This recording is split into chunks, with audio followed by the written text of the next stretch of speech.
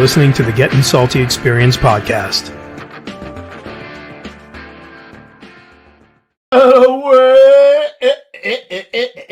Away we go. You like that herky-jerky movement, Ruff? Not really. All right. Well, anyway, welcome back to the Gettin Salty Experience podcast. It's the one where we bring the Firehouse The only one. It's the only one, bro. It holds the weight of 1,000 stories, that kitchen table. How you like that one? I threw that one right in there under the radar. Boop! Under the radar. There's a lot out there trying. There's a lot. The more I see it a little bit more. I see it a little bit more. A lot of kitchen table talk. Yeah, they're creeping. They're creepers. They're creeping. They're creeping up on us. They like to try it, but you can't duplicate this. Let them try. They got to try. Yeah. Often imitated, never duplicated. That's what I say. That's the biggest flattery, right? You know what? It is. Remember that back in high school when I was imitating Dr. Schubert in chemistry and he caught me imitating him? And he said he said that to you. He said it to me. I had a perfect Dr. Schubert down. What's going on up there in God's country, bruh? No, it was a good day today. Yeah? Yeah, it was very nice. It was cut some wood or I did not cut wood. There? No, thank God. No snow. No, it's been pretty nice actually. Yeah, warm. I'll take it. No, well, what do you consider warm? Well, I put the heat on in my house, so it's really irrelevant. You know what I mean? It was probably upper 30s, maybe low 40s. Oh, maybe. Yeah, it's not nice. Bad. Good, yeah, beautiful. Now I got the Cupolini on, so I don't have pretty warm in there. Tilly knows. Tilly lives not too far from me. She knows. She does. Yep. We got a hard charger today. A funny ass, no rules, hard charger. We haven't had a guest on where I got so many text messages in one day on the same guy. A lot of them. So we got a lot of little birdies chirping. Birdies are chirping. Did you know you didn't know the Captain Gardner, did you? Nope, never met him. He is a rare a humdinger, if you will. Yeah. I was waiting for him to retire. I knew he was retiring soon, so he retired. We got to get it. We have that short window between retirement, and going kicking the bucket. Side. Yeah, so we got to get him on. We got to get all these stories archived before they go the wayward way. He's got something going on. He's got a little hockaloob going on. So he's got a cough going on. I hope he's got an AED close at hand. Somebody can give him some compressions. I told you last week, Chief Jonas was calling. He was very excited for the show, right? And I love it. Yeah. Cam gone. He's been calling up there. Yeah. He's been calling me. Making sure of everything. While he had what do you have? He had the flu. He didn't have COVID. No, I don't think he had the vid, but no. In between hocking up some lugs, he was calling you. You'll see when we make him laugh. He can't help himself. He coughs all over the place. Every time I made him laugh on the show, he was like, "What show should I watch?" I told him to watch Joe Higgins' his show. Yeah, he's a lot like Higgins. He's got the raspy voice, the whole 9 yards. Brooklyn. It's a Brooklyn guy. Oh, the burn box coming in hot already. Happy New Year, bro. So you guys know about the super chat. If you want to get your questions asked, throw it out to the super chat. We appreciate every single nickel. Me and Louie are retired. It's a tough gig, paycheck to paycheck. We barely make it every month, especially with this inflation. So put the heat on him, get some coal or something. Yeah, Louie's got to wear a goddamn Parker in his house. So maybe if you throw us a few shekels, maybe we can make it to the month. You know what I mean? I don't got to put my kids in a sweatshop. Check out the burnbox.com, bro. Burnbox, get it. Burnbox is good shit. So if you want to get your question asked by, we got a new producer Bob. We're not calling him Producer X. That's Producer Bob. We'll have the reveal on who the new producers. We're gonna have multiple producers. We're gonna have a great reveal coming on, and I hope you guys talking about that. I hope you guys like. Gabe wants to know if the super chat is part of Pete's severance pay. Yeah, no. Yeah, you got a severance package. You got a boot. You got a severance package. So I hope you guys like the Boss Tweed episode. We're gonna do a lot more because we got good feedback. So we'll be out on the street doing some stuff, going to old firehouses and doing some historical stuff. Maybe me, Chief Steve, maybe Louie comes down. I don't know. Chief Steve retired. We're going to have a little shout out for him at the end. 44 and a half years for Chief Steve on the J.O. Bizzle. We'll give him a shout out at the end. But before we do that, you know what to do, right, Ruff? You got to go to gettingsaltyapparel.com. You got to check out all the swag. We got all the stuff you want. New shirts coming out. We just came up with a new one, right? What was it? Tribus Maximus, the greatest tribe. That's what we got it sent. Yeah, the captain put us up. Yeah, that and drive fast, take chances. The faster you go, the skinnier the rig gets. That's coming out next. And the playing cards and Gettin Salty poker chips coming out with a chip, with a poker set box, the whole 9 yards. You know, hit it up on Facebook as well. You know what it is, Gettin Salty fans page. We had nothing to do with it, but I find it quite amusing when I get on there. There's a lot of guys on there. So, and the TikTok page is up and going. One of our new producers took it over, and evidently we've gained 1,000 viewers, subscribers since he took it over. So get on there. There's new content as well as LinkedIn. Producer Bob is working. Producer Bob is working on LinkedIn. Liquor in front, poker in the rear. Poker in the front, liquor in the rear. That's it. That's all we got. So maybe we should bring our guy in. Ruff, why don't you introduce him tonight? Why don't you do the honors? Bring him in. So I'm trying to figure out actually how long I know the captain. I know him. Yeah. Probably since the late 90s, early 2000s. Oh, you old bastard. So, by the way, the sound effects board is coming back. Pete's being a great guy, a gentleman, and helped me try to put that back together. And Coobs here will be in charge of the sound Could effects. you imagine that? Coobs is going I'll be in charge of the sound effects board coming soon. So we're going to use this for the word of the day tonight. That's all I got. That's all I got. That's what we're using. Your time is up. All right, without further ado, bring him in. Captain Tom Gardner. Whoa! No sound effect. There he goes. What do you say? Wow, what a buff. That's not the Bat Cave. That's the Buff Cave down there, bro. What is that? This is my safe space. Oh, nice. It is your safe, in case you feel attacked or you need your little safe space. I got you. Yes. All right. I hear what you're saying.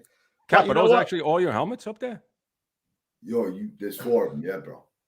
Really? Yeah. I can't read them. You can't read them. Because they're all burned up. That's why. You know what they would say if they could talk? Cough. They would cough. No, you do it because I like when you cough. Yeah.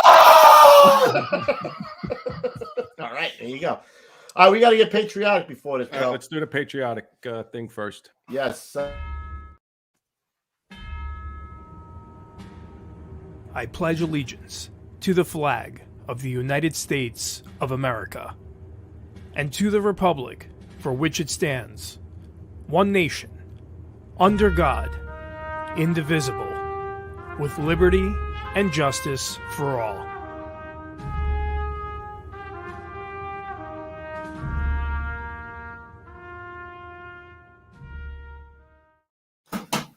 Whoa! I do miss that Knucklehead's voice. He did some, especially the Lucky Strike voice. Oh, Lucky Strike. Line up a Lucky Strike. Yeah. Yeah. Yep. And before we get any further, you drunken bastards, Louis drinking. What are you drinking tonight? A little Tullamore Dew? What do you got? I think, oh, nice. Coop's got a little cinnamon vodka going. Starting off with a little and I think the captain's got a little Robitussin. I don't know what he's got over there. He's got Espresso. All right, producer Bob, will you please let us know what the word of the day is?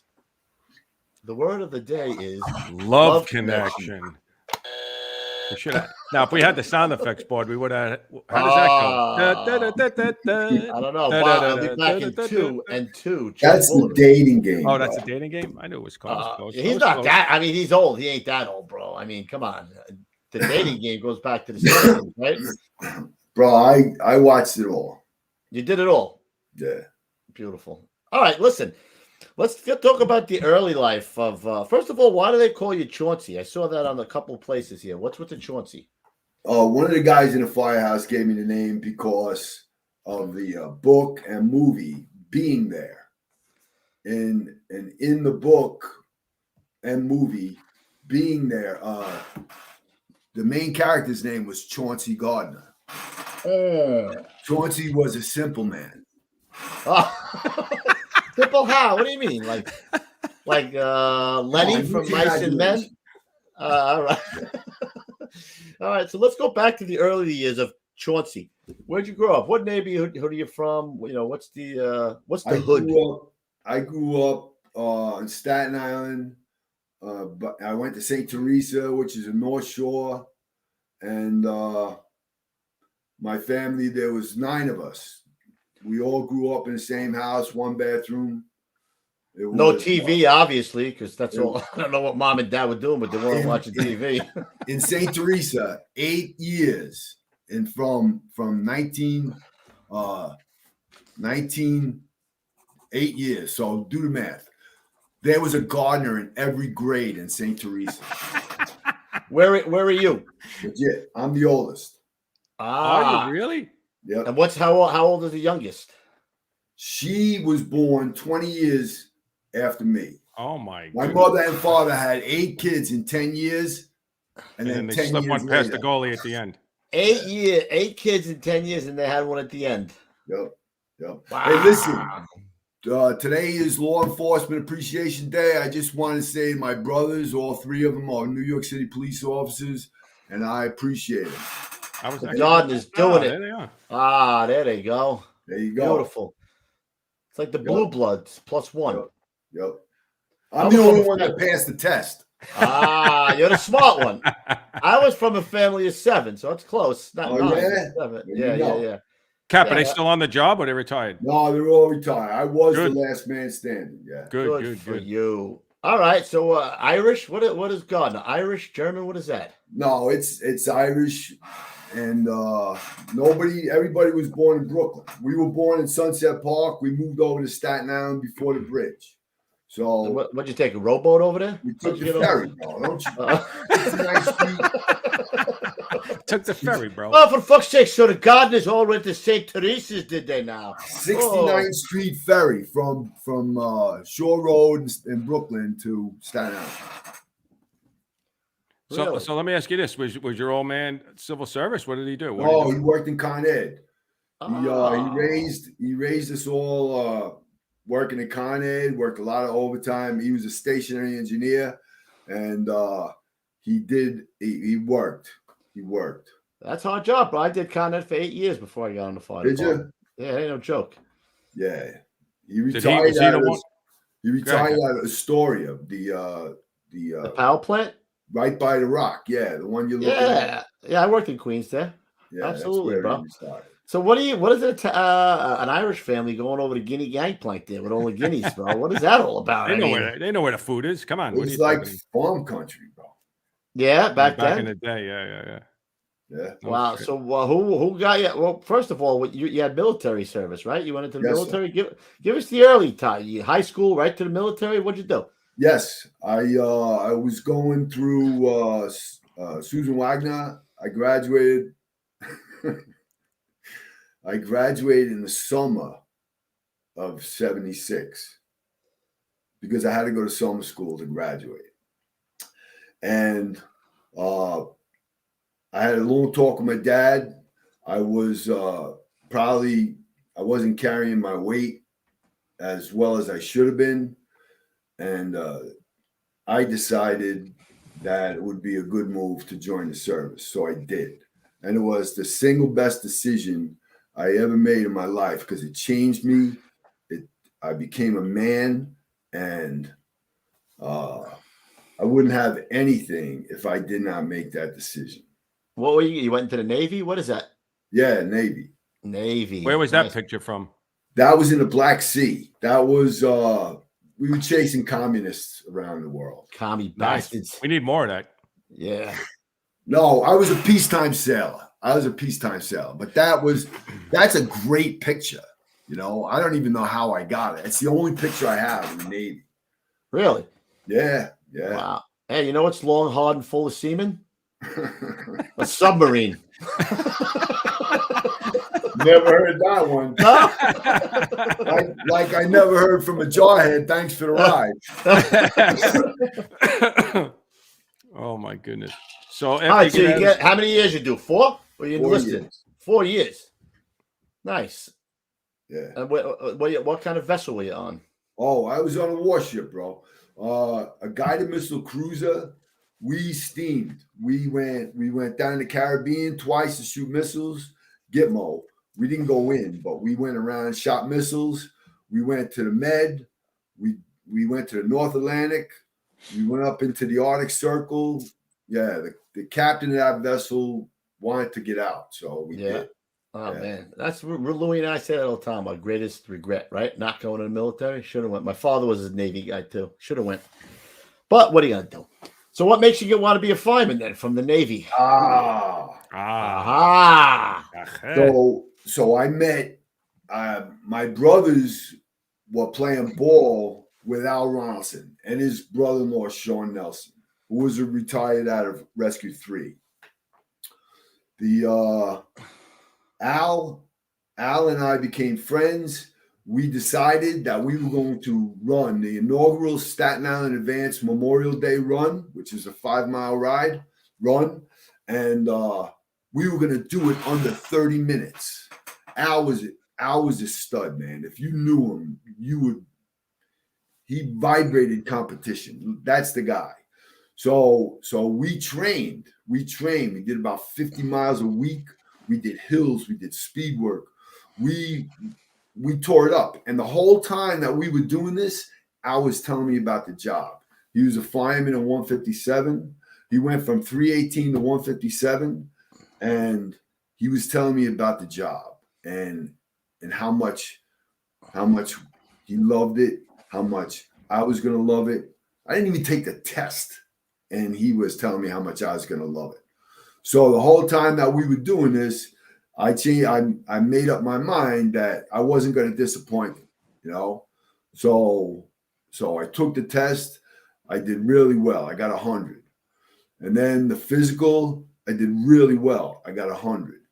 And when I got on the list, I did really well. I was number 2 on the list. Holy shit. Yeah. That's like, I've never heard of that. 2. Ever on the main list. I've never heard that on a promotion. Hey, want to hear funny story? Ready? Number 2 on the whole list. Yeah. You know, Chief Spillane, John Spillane. Yeah. He was the guy that jumped out the helicopter in Perfect Storm, like stud. So he and I are doing tactical drills. We're waiting for the night company to come out. We're standing there talking about getting on, talking about prior history. And he's telling me, and he's kind of pumped up, and he's telling me that, you know, when he got on, he was number 8 on the list. And I said, well, I hate to be a topper. But I'm going to top you. I'm not going to be a one-better Galetta, but... No. We laughed about that, man, because it was funny.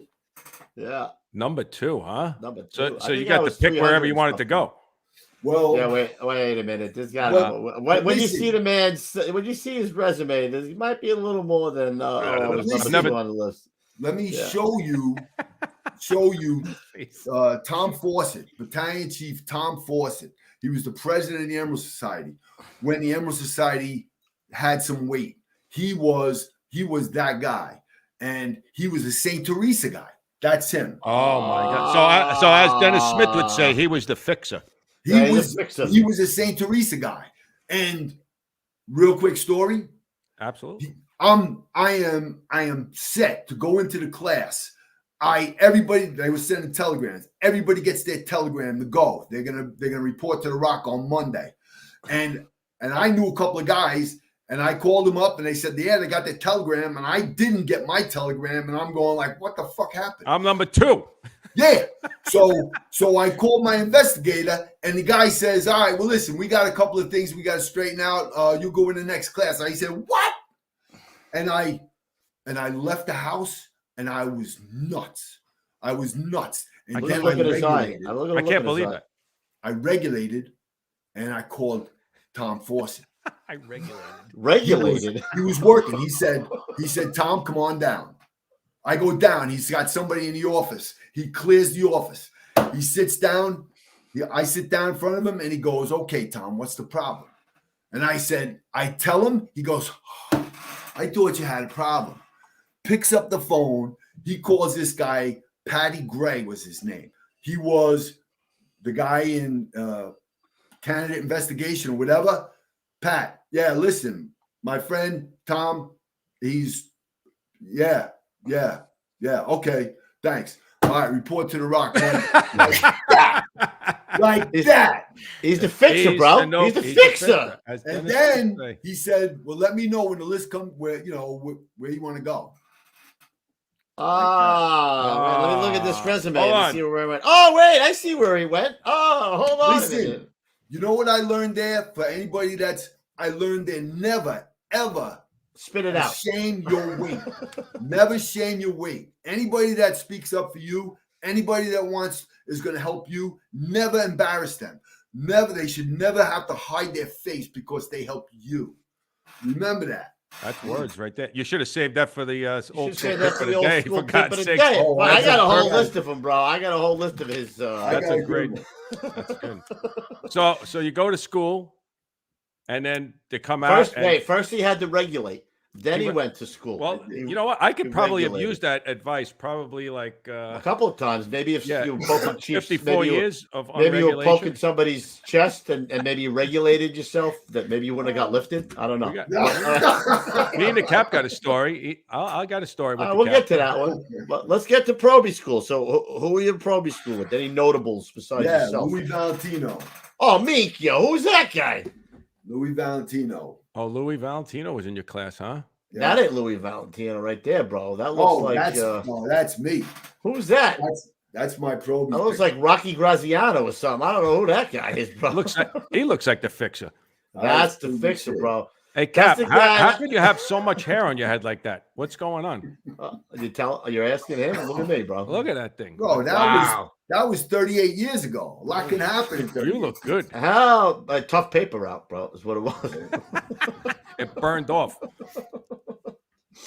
Yeah, man. Wow, that guy looks like a badass dude, right? Were you close? Were you close with Louis?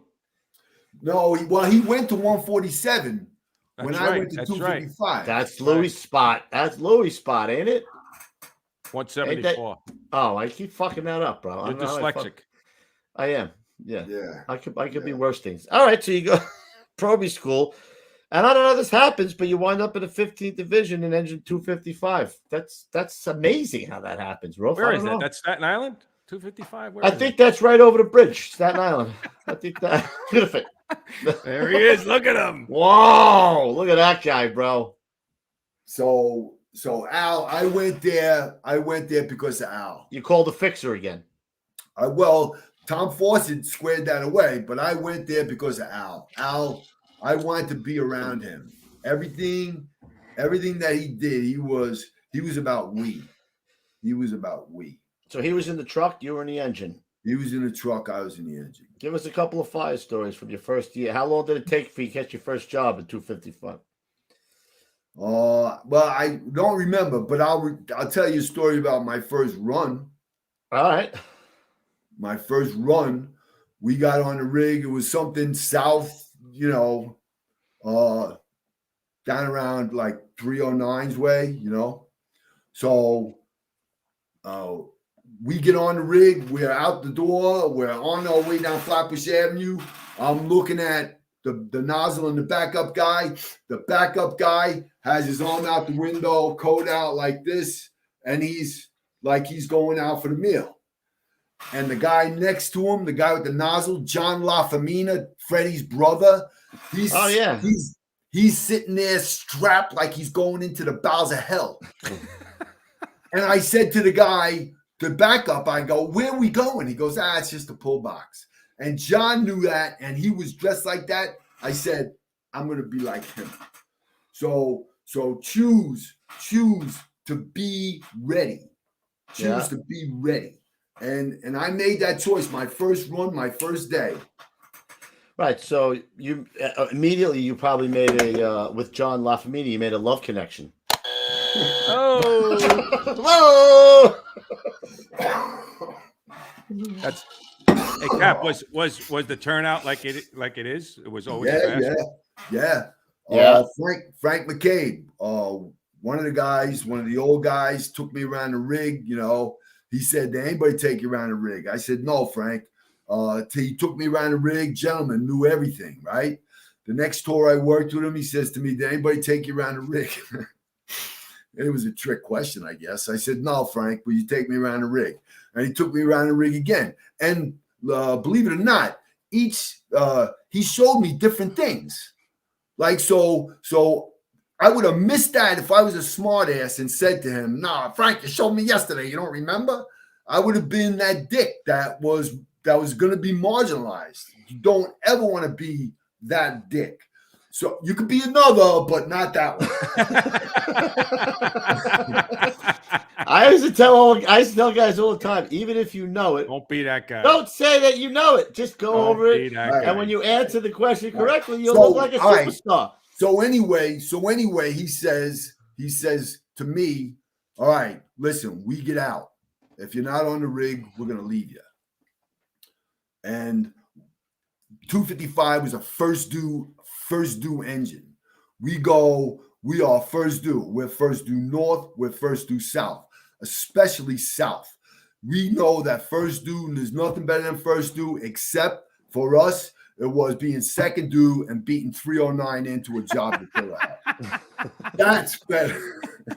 I might have had the same thing, just change the numbers What around. is 309? Is 309 the friendly firehouse over there? Yeah, 309? that's who they are. Yeah, they were running out the door anyway. 157 used to beat them in too. Yeah. So how long was Rodelson there before he left? How long did you get to work with him? He left about 1988, 89. Oh, so you worked for him for a couple Oh, of so years. you went to 157 and 89, right? Yes. No, Yeah. 84. He was 88. He left before I got on. He got there 84. Yeah. I got there in 84. No, Yeah. not in 157.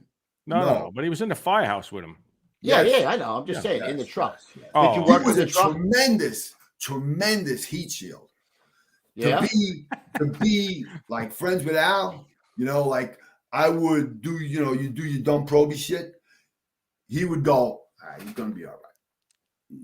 He's gonna be all right. I'm and he would back me up. And I'm not even knowing it. I got that dumb shit-eating grin, and I'm the only reason why I can get away with that is because Al. He gave you the nod, bro. Know what I mean? He did, and he knew me. He vouched for you, like in the old Guineas, Yes. right, bro? I Yes. vouched for him. I Yes. vouched for him. He's a good He guy. did. He's He a did. good guy. If you didn't have the opportunity to work with him, you missed something. And I also had the opportunity to work with his son up in 3. He got detailed to Squad 8, and I worked with him there too. Yes, Al Look at Jr. that. Great family, great family. You know, when I came on the job, I got on. When did Al pass away? 91? March 91? 5th, 1991. Yeah. So when I got on May 93, and they had started out his. I guess they were run? doing a golf outing or the run. No, it was a So golf. we started the race. So there was a race on Father's Day, and the golf outing was My first thing that I went to was the golf outing, and I went to that golf outing. I don't know how many years in a row. I don't know how till they stopped doing it. I think I did it for like 5, 6, 8, 10 years, whatever the heck it was. I don't remember.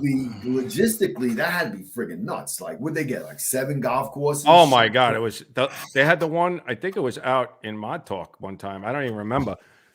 It was yeah. It was crazy, man. They were down South Carolina, but we did the same thing. We did the race. We did the run for 18 years.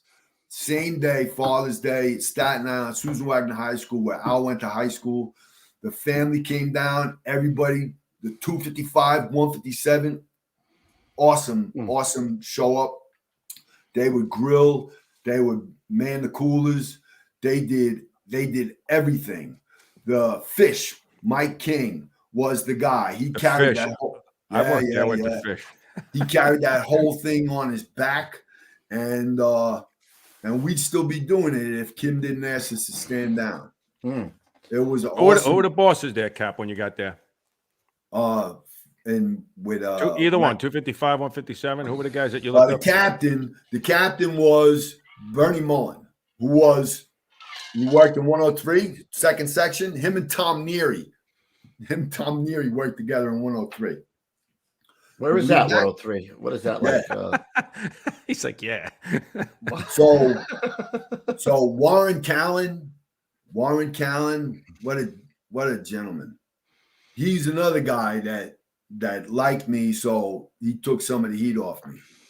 he if you're not picking it up, I was kind of a hairy Probie, and Warren Callan helped me out with that. Well, there's two ways to get away with Probie a little easy. One, if the boss is like you, or if you have somebody on the inside who likes you, and the other one is to have a complete douchebag come in with you at the same time. And he's like the lightning rod, bro. Make you look good, Yeah. So give me some. You have any fires that come to your mind? Some hairy fires? The guys like fire stories. Give me some fire stories. What do you got? all right, Wait. Hold on a minute. He's putting the spectacles on. You know what, man? I'm 64 years old and I'm fading. So there's fires. Most of the fires that I remember, most of the fires that I talk about are the fires that I made mistakes, and where I missed something and it was significant enough for me to remember it. Other than that, everything went, Well, give us one of those, because that's the learning experience for guys who are listening, man. The young guys. Oh, all right. The motorcycle fire. The motorcycle fire was famous for us because it came over as a motorcycle fire. But what the motorcycle was on fire and it was between two Queen Anne's. Yummy. Yeah. Queen Anne fire, a lot of them in Brooklyn, Flatbush, 47. Kensington. Yeah. They are crazy fires because you got to get to that top floor, big trees in a way. Like we had a bucket. So we had to deal with some, a lot of trouble on some of those blocks. Oh, one of the things that the chauffeurs in 157 had, they had tremendous skill, tremendous position. They knew exactly where to put the rig. They knew exactly where it was going to get the biggest bang for the buck. Guys were great. As far as the first fire that I had the nozzle. I went to a fire in Vanderveer, and I burnt my neck.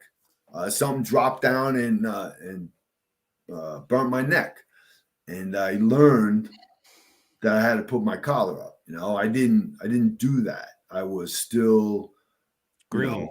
Yeah. But listen, I got fire stories, but we got to keep moving.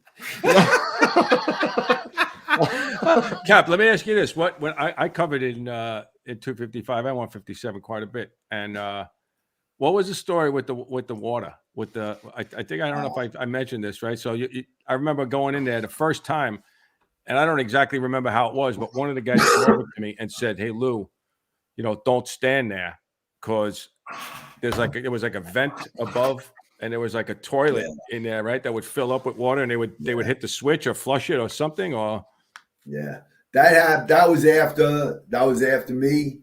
But that's hilarious. That's hilarious. That the is hijinks. The men will have their fun. What, they have a toilet hooked up so there was a bathroom right outside the kitchen. So what they did, and the drop ceiling, they stretched a tube from the toilet. That was a fill tank. It would fill up in the top. Yes. And then they made it look like an air vent. And if you stood underneath it. Yes. And then they had other little things too that would shoot water. They had like little tubes that, they would shoot across the room, like little spurts of water, like hit you in the back. You turn around like, what the hell was that? The brothers are great, bro. The brothers are great. Was that the place that had the toilet? The tube that you could see the poop going by, like it was a clear PVC. No. So one of the firehouses down there had that. I don't remember who had that, but that was maybe 309. Maybe. Oh shit! Hey, listen, this is all in good fun. 309. This is all in good fun, bro. Oh, everything's in good fun, brother. All right, so you got a good amount of time before you get promoted to lieutenant, right? Well, you're talking about 157 now. Oh, Yeah. he transferred over. I asked him about if he had any fire all stories right. from No, you 157. No, you didn't. We're at 255, Kubla. You're running this thing here. Get with it. You got any All good right. fire stories from So I want 157? to name some of the guys. You said Yes, you said absolutely. Go ahead. Yeah. All right. So these are some of the names that I want to recognize, guys that helped me to the point where I am today. All right. Before you start, did you have any of them that you had a love connection with? Al Ronson. I loved everybody. If you love this job, I love you. Al Ronson, Tom Fawcett, Bernie Mullen, John Corning, Jack Corning, he just passed. And I had the honor of being with the family and representing 255 and 157 in his eulogy. He's a friend. Him and his wife Susan set me and my wife up. Frank McCabe, I said. John LaFamina, I said. Freddie Wiatri was the captain who took over. Jimmy Ritchie's Big Daddy. Big Daddy. Right? Yeah. He was. His son is in Rescue 2 now. Thomas. 103 guy, yeah. I got a story. Ready? So Thomas used to buff with his dad. His dad would take him to work. Tom, you knew I had to tell this story. So he put the car fires out all the time. No. He comes and he's a little, young guy, and he's wearing his boots. And I said to him, "Yo, Tom, nice boots." He said, "Fuck you." That sounds about right. Yeah. How old was he? 9? He grew up to be a tremendous fireman. Yeah. He used to say, engine got the guts, truck gets the glory. And he went to 103 out of Probie school. I think he was my Probie, if I remember. He's a tremendous fireman. That's not the Big Daddy from Squad 18, is it, Ruff? No. There's only one Big Daddy, bro. All right. I had the wrong Big Daddy. Thomas Riches. I talked to his dad a few months ago. I just left him a message to see if he would come on. Yeah? Wow. I told him how proud I am to know his son. To him, he's got a stable of horses that, Jimmy was killed on September 11th. Yep. Tim, Dan, and Tom. So, yeah, man, good people. Tom, I had to tell that story, bro. Was Billy Ryan there at that time with you? Did he work? Did you? Yeah, work with Billy Ryan got there. I'm gonna name. All right, I got some more guys. Throw them out. All right. So Danny Dempsey, Jimmy Fleshner, senior guys. Danny Dempsey got off the rig. He was a chauffeur. Got off the rig for bullshit. Right? He was.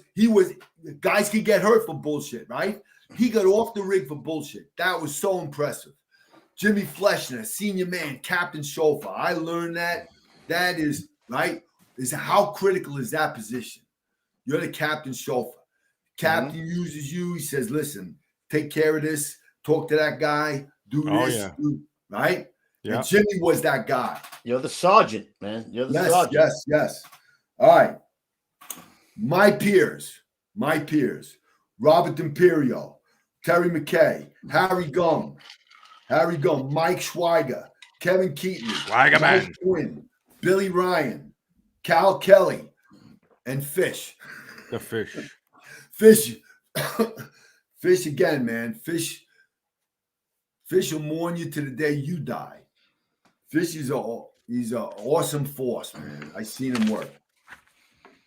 He should lose a couple of pounds, though. I would like to see him. Lose a few pounds. All right. Fish, lose a few pounds. All right. Do we have any fire stories from 157 before Ruffy yells at me again? There I was. You just do what you do, right? All right. Then let me ask you about this, bro. Look at that guy. That's Al. That's Al Ronaldson. That's Al back, producer Bob. What a stud, man. Wow. Yep. Hey, if you don't mind, can you walk us through what happened to Al? Because a lot of guys probably don't know what happened with Al. There was a fire in, I believe it was on Jerome Avenue. I'm not too familiar with the boogie down, but it was commercial. It was 2-story. Al was working on the second floor. Fire is knocked down.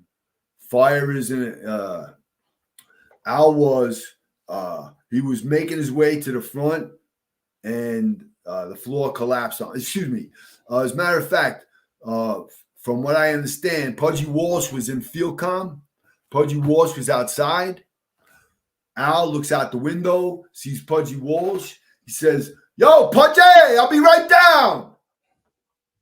And that's when the floor collapsed underneath him. He was, any of the details I would be speaking out of turn, but Yeah. that's the way that happened. So Al was screaming in my ear to tell him, man, you're in that fire building. Shit's on. Even if the fire is under control, shit's on, because you may not have the visibility that you need to assess the structural stability of anything. You gotta act as though everything is a problem until it's not. And Al knew that, man. And that's one of the things that I think about, man. If Al Ronson could get killed at a fire, anybody could. You know what, Cap, is I was thinking about this before. On your first run, you learned from the get-go, right? Yes. You the right way, right? Yes. Not everybody on the job, even in the FDNY, you would think that's not how everybody started. That I didn't learn that way, like from the get-go. Like the first year as a probie you do, but then you can get into bad habits, right? Because you watch other guys and again, senior guys, I'm not saying here or there, you do what you want. But it wasn't until when I went to the squad that Captain Murphy, we've talked about this. He showed us the first run that we were there, how we were going to respond as a new company, right? As a charter member, as a new company responding, how we were going to respond to every run, be ready every time. And that changed for me. And that's why it just makes sense for me. Like everything you say, you could tell, like everything comes back to being ready, be prepared for anything, because you're a professional and that's what you're supposed to do. And then that just went, 290, 103. It's very similar to 255 and 157. They're ready every time. 1,000. Doesn't matter if they go to the same box. You said the chauffeur got off for a bullshit box. Yep. Ready to go. It didn't matter. Even when you don't want to get off in the rain and the snow and the shit, you get off and you do your job, and you can be counted on 1,000 times. How many times you get off the rig, food on the stove, and the chauffeur, and the roof man doesn't go to the roof because it's bullshit. It's food on the stove. Mm-hmm. Well, I guess I did it one time and I got fucking tore up outside. Well, again, that comes from the house and the culture that you're in. Yeah. Yep. Right. That would never happen in any of those houses. But what could you learn, man? What could you learn? This building, they locked the bulkhead. Whoa. Yeah. Well, you have to go through the motion of practicing getting to the roof, right? Even though it's bullshit, you still go to the roof. If you're the OV, you still go to the rear. You still have to go, because if something goes wrong and you're not in position, and that minute it takes you to get to the roof because you could have vented it if you were already there or whatever, like I remember one of the first runs that we had. I think I was covering in 103 from the engine, and it was a elevator, right? And the guys got off. We got off, all of us with our masks, for an elevator. And I saw the guy carrying the can, and I said to the guy, like, "What are you taking the can for? It's an elevator." He's like, "Yeah, we had an elevator fire 2 years ago where they went up there. When they all got to the floor, it was a job, right? So they were always, from that point on, who carries the can for an elevator on the 6th floor, the 8th floor, the 10th floor? What if you don't have another elevator to go up, right? You're walking up with all of that shit with your mask. How many guys get off for an elevator without a mask? So when you get up there, it's too late if it's a fire. How many times does a call come in and it's not the right freaking call? It's on already. They ain't running back for the can at that point. Well, that's what I'm saying. Or your mask. You can't go back. Yeah, I do. Remember we started doing details outside of SOC to regular companies? I had a detail to an engine company one time, and it was a car fire. We pull up, there's a car fire. I get out with my mask, my hood up, my collar up, all buckled up. And I remember Probie's like giggling that I'm like, look at this fucking guy from SOC. He's got his fucking mask on. Well, again, that's really? the culture that they grew up in. Right. That's the culture that they grew up in. Yeah. Yep. But now everybody's afraid. You know, everybody has their mask on now. Everybody does all that shit now. There was somebody said about a guy who was a boss in a very slow area. The boss is dressed on the way to the run, and because it wasn't right, you know, it wasn't one of those that would make your spidey senses start to tingle. This guy was dressed, and they said he was shaky. He was shaky because he was dressed and ready to go. Shaky. Yeah. Probably some guy with 3 years telling the boss is shaky because he's ready to go. Yeah. But, so listen. For guys at 157, one of the things. All right, listen. One of the things that I learned was so cool. Jack Pritchard was. Never heard of him. Jack Pritchard, Al Ronson, Jack Pritchard, Stanley Foner, Charlie McGrath, Jimmy Flesh, and Danny Dempsey. So I had the honor of carrying the can for Jack Pritchard, and that is huge. It's so huge. It's huge. Huge. People don't realize who that guy is. For people who don't know who that is, he's probably the most decorated guy in the history of the FDNY, right? The other guys that I named would probably say that, but that's bullshit. I carried the can for him. That was a joke. I understand. But listen, so I had a great opportunity to carry the can for Jack Pritchard. I learned from my boss, and I had the fucking great opportunity to watch him work for Freddie Gallagher. So Freddie Gallagher was Jack's boss. Jack was my boss. I got to watch Jack as first a superior officer and a subordinate.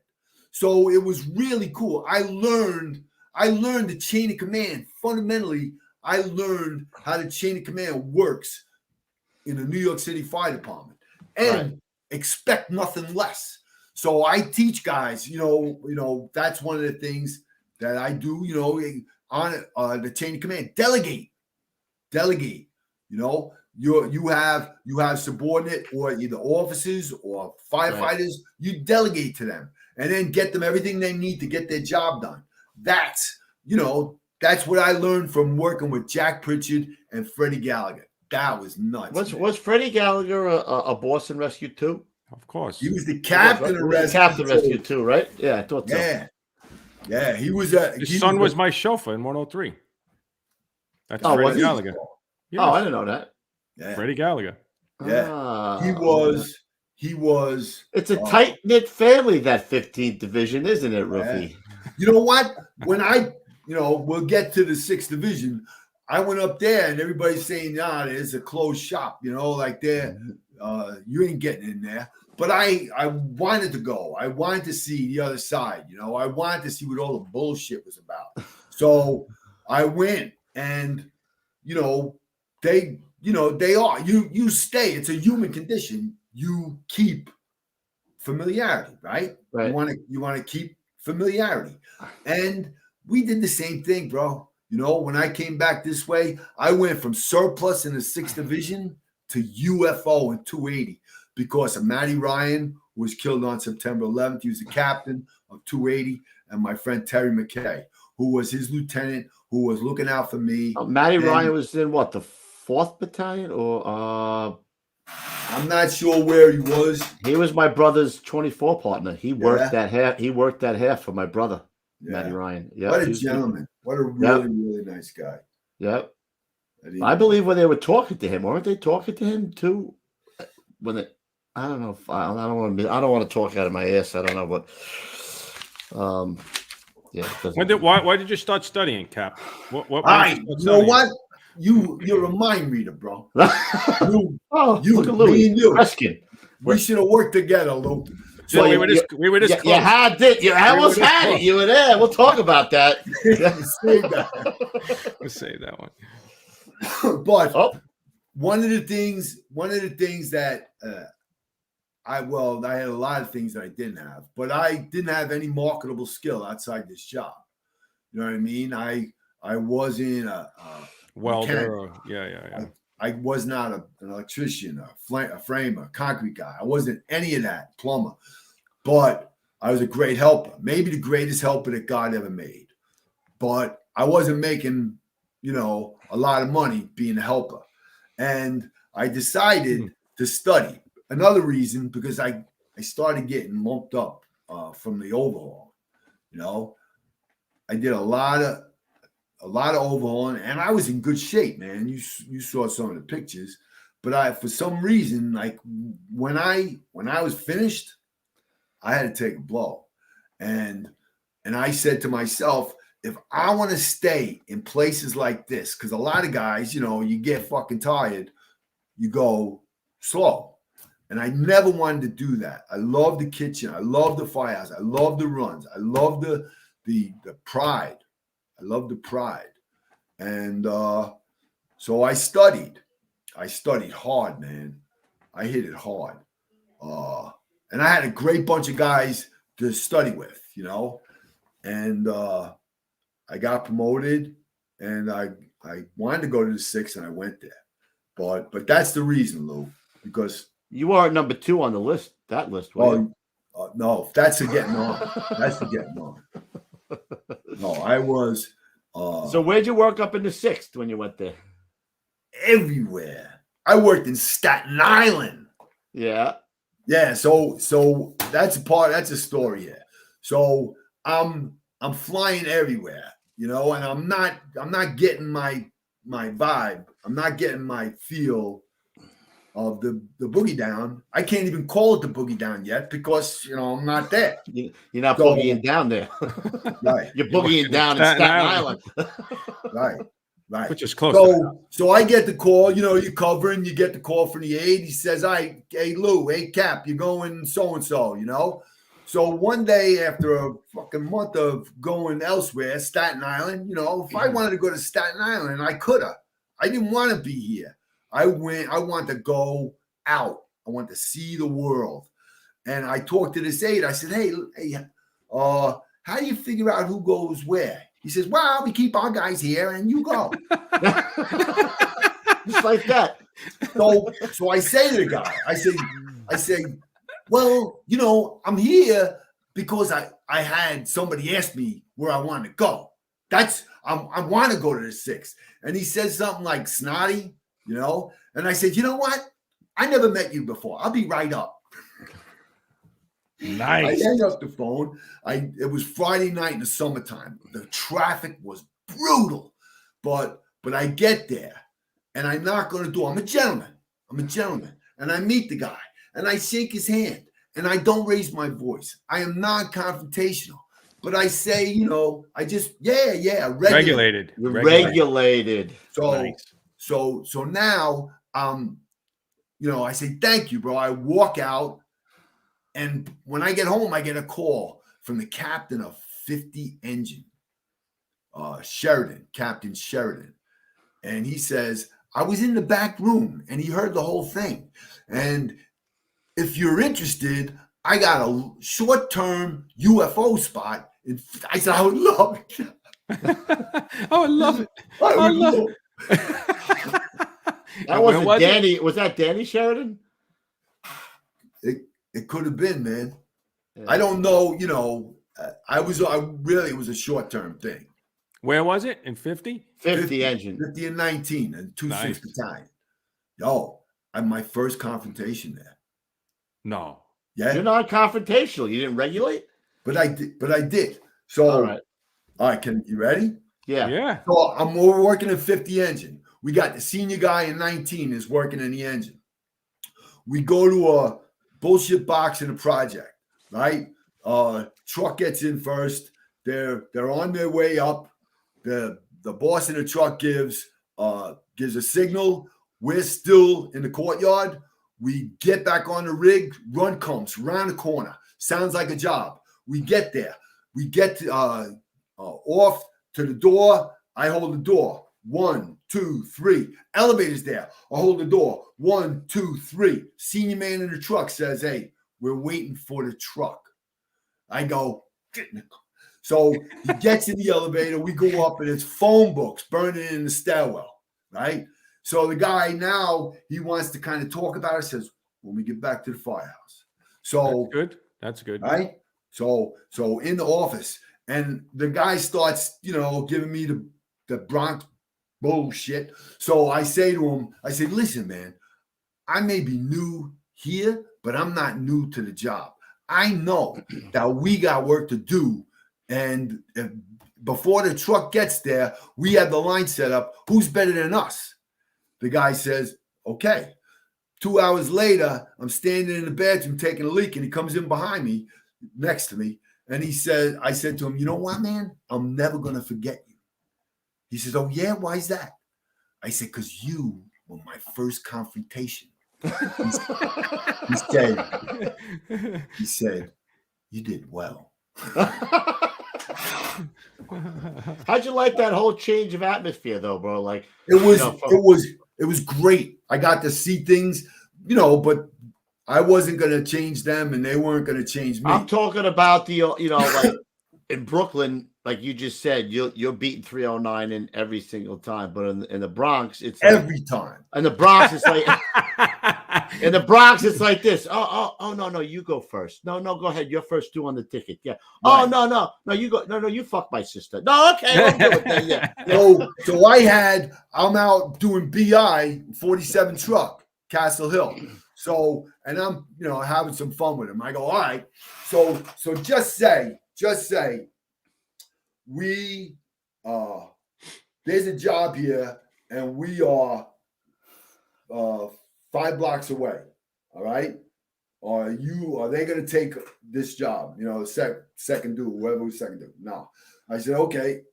I walked the guy all the way in, and they didn't get, initially what I was doing. I was having some fun with the wait first dues first due thing, but they're serious about that.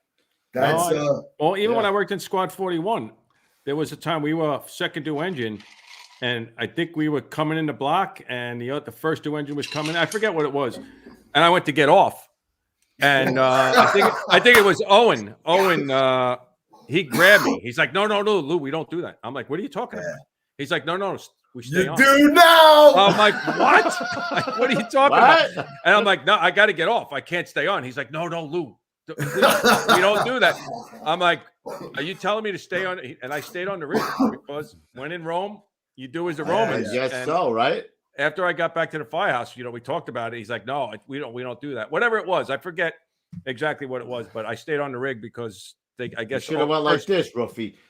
When I'm working, we do that. That's what we do. All right, let me go. Let me get. All right, hold on. What do we got? What's next? 6th Division. Wait a second. Go ahead. I want to name. I met two guys from 30 Truck. Awesome men. EJ Taney, who just recently passed, and Jimmy McCluskey. These two guys, I met them in 30 Truck. They like me. McCluskey with the big hands. That guy, McCluskey with the giant fucking hands. He's what is he?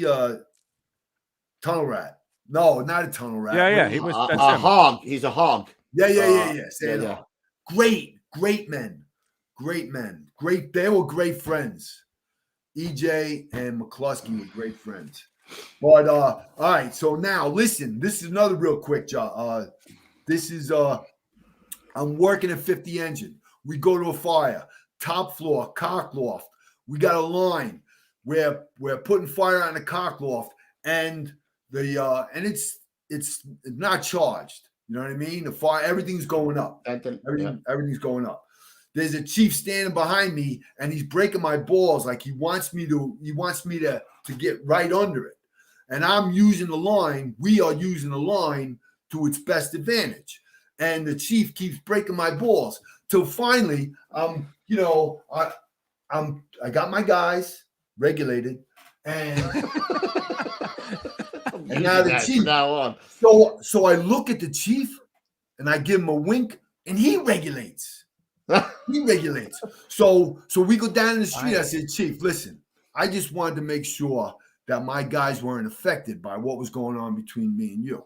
So remember that. Anybody that's watching this, remember that. If you're a boss, you got to make sure that whatever static is going on around you, your guys aren't going to be dealing with that.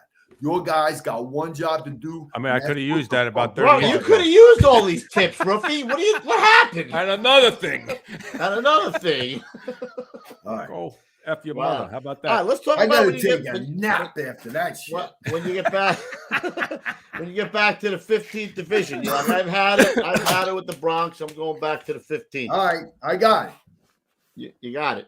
Go. You ready? Yeah, I'm ready. All right. So the whole time I was in the 6th division, I did not give my first 1075, which kind of sucks because, as a brand new boss, you don't want to be screaming on radio. You want to give it like smooth, like John Wayne kind of smooth. And I did not give a 1075 when I was up in the 6th division. So I'm working a night tour in 234. John Rail was the captain. I don't know if you know John Rail. Yeah. Yeah, stud. So John Rail is the captain at 234. I'm coming in. I relieve him, right? I'm covering lieutenant. I relieve John Rail. And we go to a bullshit box in the Albany houses, right? We go down Troy. We go to bullshit box, come down. As we're headed back down Troy, we're going to make the left on Bergen. I hear, we get a run, and it's a phone alarm, and the address, and sounds like something.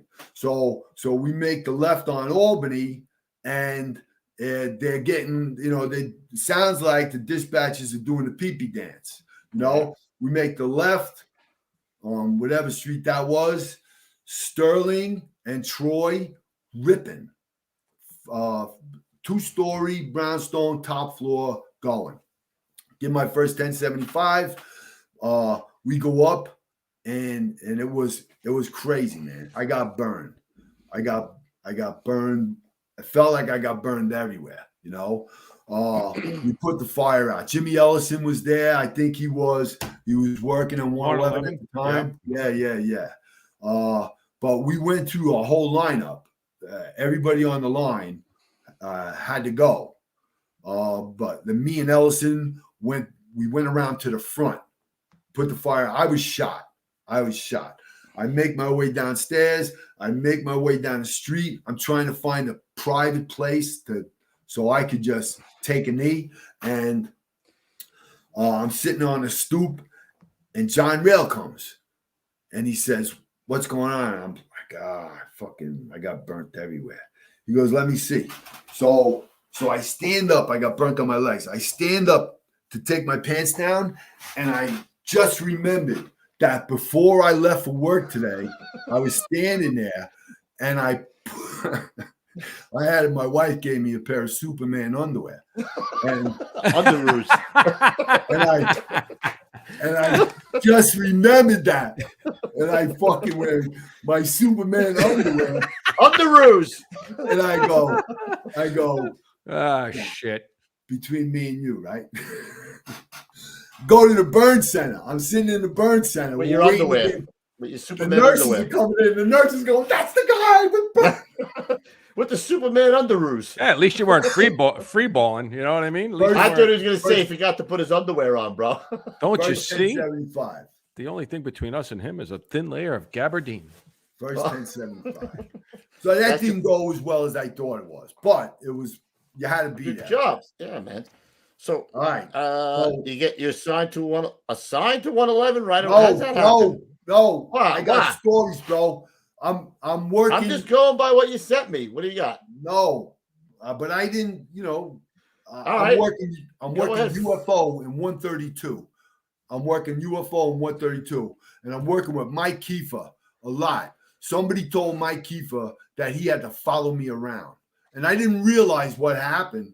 But Mike Kiefer is everywhere. Like, he's in my space, and then somebody told me that. And I was like honored that Mike Kiefer is like, this kid was hanging everything, you know, and I was UFO in 132 until September 10th.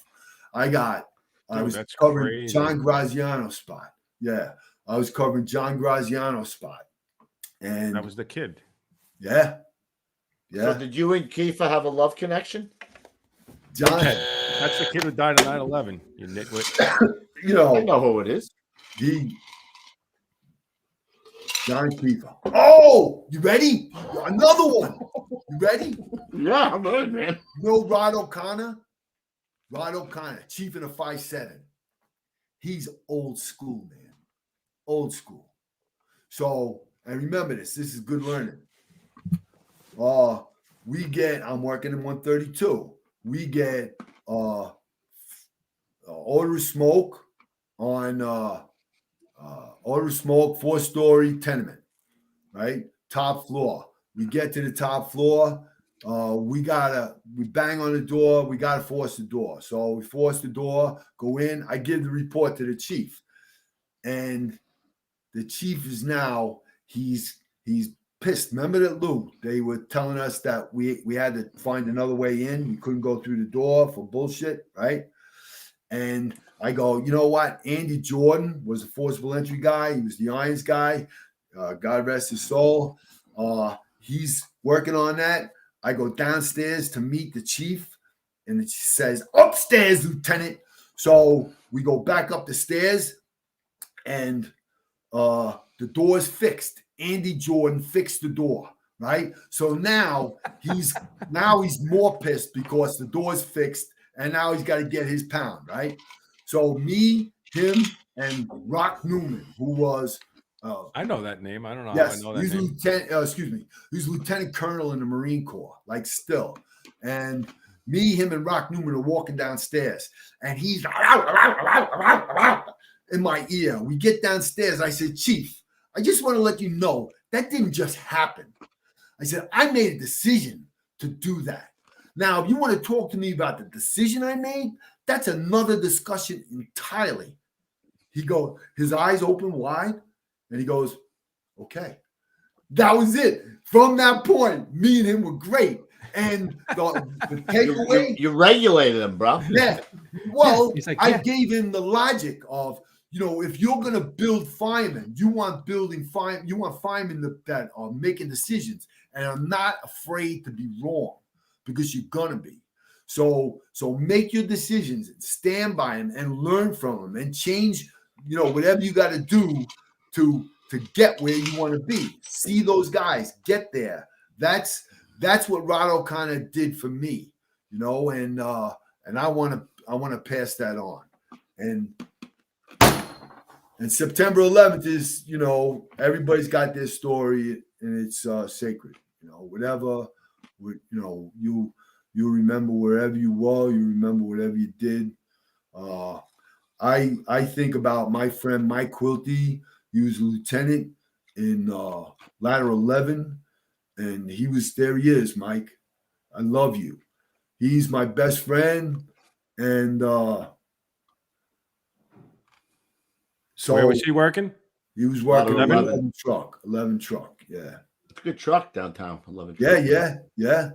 I saw their work back in the day, bro. They did a lot. That's where, listen, my friend Jackie Corning, that's where he grew up in 20. Oh, yeah? City.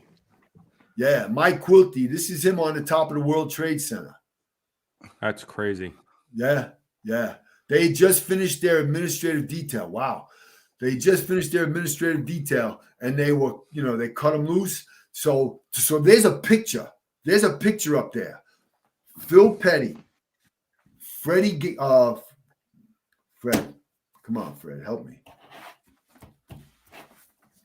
Fred, I lost your name. And Mike. God, I'm going to be embarrassed. No, you get it. You get it. Phil and Mike are standing on either side of Freddie Capetta. I knew you get it. So Freddie Capetta standing in the middle. Phil Petty killed on September 11th. Phil Petty killed because he responded. He had somebody with another guy. They were walking out. Somebody gave a mayday. He went back and he was killed.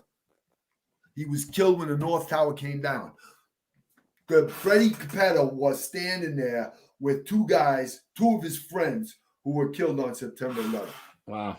And hang down, Steve Harrell. He was a former member of 157. He was killed on September 11th. He was working in 10 truck. He was working in 10 truck. First to respond over there.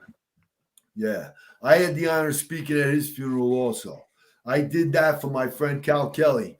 And I am honored to be able to say that, to be able to do that. Thanks for listening to my story. What after 9/11? Where were you still covering it in the division now? I was covering in the division. Yeah, I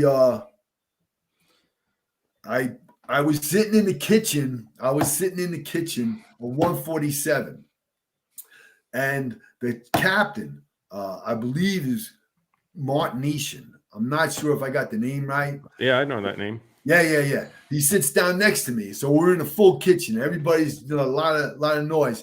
He's sitting next to me and he goes, Sid Fernandez just put his paper in at 111. Whoa. As soon as I could find his number, I called him. As soon as I forget where it may be, I found out when he was working. And I said, Cap, Steve Garrity, I'd love to be considered. You know, if you could find your way to give me a look, I appreciate it.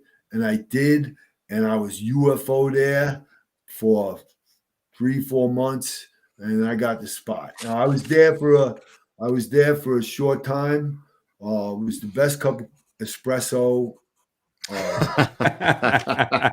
How long were you there? A couple of years? I was there for 3 years, covering and assigned. Awesome place, man. I can talk about them? Absolutely. Yeah, bro. Man. Well, I don't, Kevin seems like he's got somewhere to go. He's got I just want to make sure, I don't want to fuck you up. Nah, you're good, bro. So who were the bosses there with you? Guys. Who were the bosses there with you? Steve Garrity. Steve Garrity had just passed. He was a big part of my professional career. He got me into 111. He brought me into tactical. One of the best things, we'll talk about that. And then he brought me into SOC. Yeah. Three critical things in my career, and I owe to him, and I appreciate it. I turned out to be a pain in his ass, but don't we all? So Steve Garrity, Donnie Boyle, Bobby Austin, who you'll see in that picture that you just threw up there. Bobby Austin, Eric Weiner, God.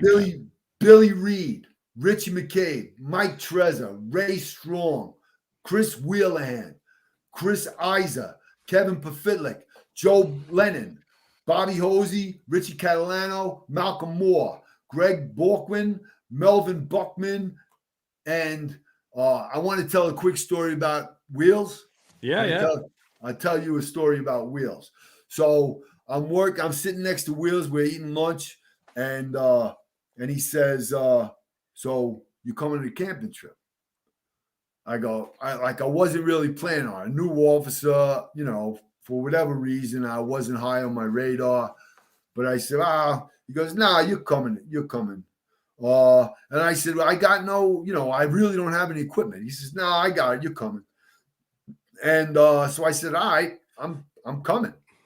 So we go out and we buy a bunch of shit. Me and my kids are going, 2 kids. My daughter's at the time, she's like 12. My son is like 10. So we get to the camping site and Wheels is there.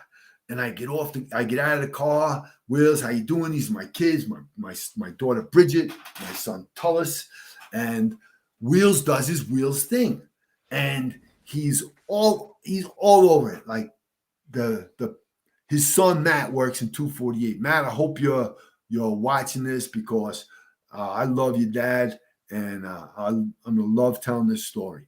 So. we're gonna get set up, right? Wheels does his thing. He goes to the central area. He tells me, this is your campsite. I set my campsite up, and now we're gonna go down and meet everybody. I said, all right. And I got my kids by the hand, and we're walking along. And my son said, Dad, I wish I was Wheels' kid.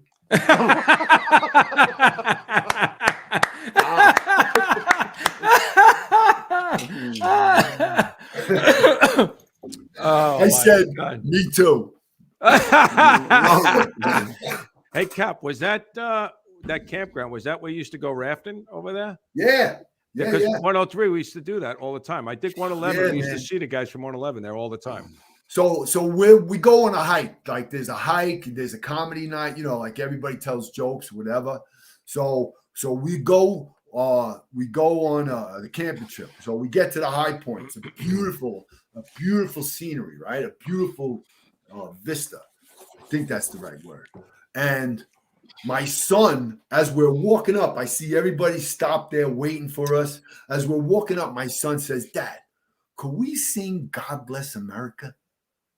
I'm almost crying. We get there and I go, hey fellas, my son just asked me, can we sing God Bless America? And we did. It was, oh man, we did. And then the camping trip. He's a smart kid, this kid, huh? Excuse me, yeah. So the comedy show, everybody goes up and tells a joke. And my son is getting crushed. He's trying to tell a joke. It ain't flying. But I'm going, and everybody's laughing. At you. Yeah. That's laughing at him. Right. And so he I didn't tell him that story yet. So if he's watching, tell him. Dude, so where does it happen before you get to 111 when you guys wanted him in 103? Because you wanted to tell that story. When was that? Rough. Oh. Before That's captain. Yeah, he was a captain. That's coming, bro. That's coming. Oh, that's coming. All right, but before that, what about your little Hollywood career? When did that happen? Oh, that happened when I was in 157. Oh, you were gonna hold that to the end. You're how do you hold that to the end tonight? You're a mess tonight. A single guy. What? How am I a mess? We're passing the time already. I was going to put it at the end. I mean, we were going to bring it up. Right? No, that's Jimmy Amato. Jimmy Amato, great guy, man. Vietnam vet, Marine, passed. That's Jimmy Kavanaugh. Marty Charles. That's Fish right next to me. See, he looks like he lost a little weight there, could right? Drop a few, man. Yeah, he did, right? And look at the guy next to him. Look at that guy. He's fucking. He's meaty. Take a look at that, Hershey. fuck you, Hershey. Wait a minute. So I didn't know Amato was a Vietnam vet. No, Dennisini, the guy standing next to him. Amato, they used to call him Blinky, right? Because he had like a blinking problem. He was a good guy, though, man. Yes. All right, so tell a story. I brought it out. Tell us about the love connection, bro. All right. So I'll give you the Reader's Digest. Wow, you are. Look at that guy, bro. Good there, brother. Is that the girl that you dated on the Love Connection? Yeah. Wow. Colleen Corbett. She was a cop. She was a lovely, lovely woman, and we had a date, and we had a second date, and then I stepped out. So anyway, the Love Connection. I love this show. I used to watch it all the time. Like people watch the Jeopardy and, Yeah. I used to watch it all the time. So one day I got to watch and I'm sitting in the house, door closed, and I'm watching the show. And now all of a sudden Al walks in and he goes, "What the fuck are you watching?" And I said, "Al, I love this show, man. I love this show. I would love to get on this show. I would." And then we goofed around about what I would do if I get on the show. Like I would trip as I was walking up to the guy. You had to know everything. But Al dies, and a year later, I'm watching the show, and Chuck Willery comes on, and he says, "Hey, listen, we're coming to New York. If you want to get on the show, call this number now." No way. Yeah, I swear to God. From the house watch, you do this? No. Oh, you were home. This is after Al died. Oh, all right. So So when he said that, hey, if you want to get on the show, call this number now. I did. I hit redial 45 minutes, bro. It was busy for 45 minutes, redial till I finally get on. And the woman says, all right, listen, we need a daytime phone number. And I was doing light duty in the medical office. I was driving an ambulance. There was no way I was going to be there. I said, you got to tell me now. I got to be on the show. You got to tell me. They said, I'm sorry, I need a daytime number. So I give them the number of the medical office, right? And I'm like bummed because there's no way I'm going to get a phone call from these people. So I'm just going to go into the ether, you know? So I go out, do my rounds with the ambulance. I come back. It's like 1 o'clock in the afternoon. I'm sitting out. Did anybody call for me?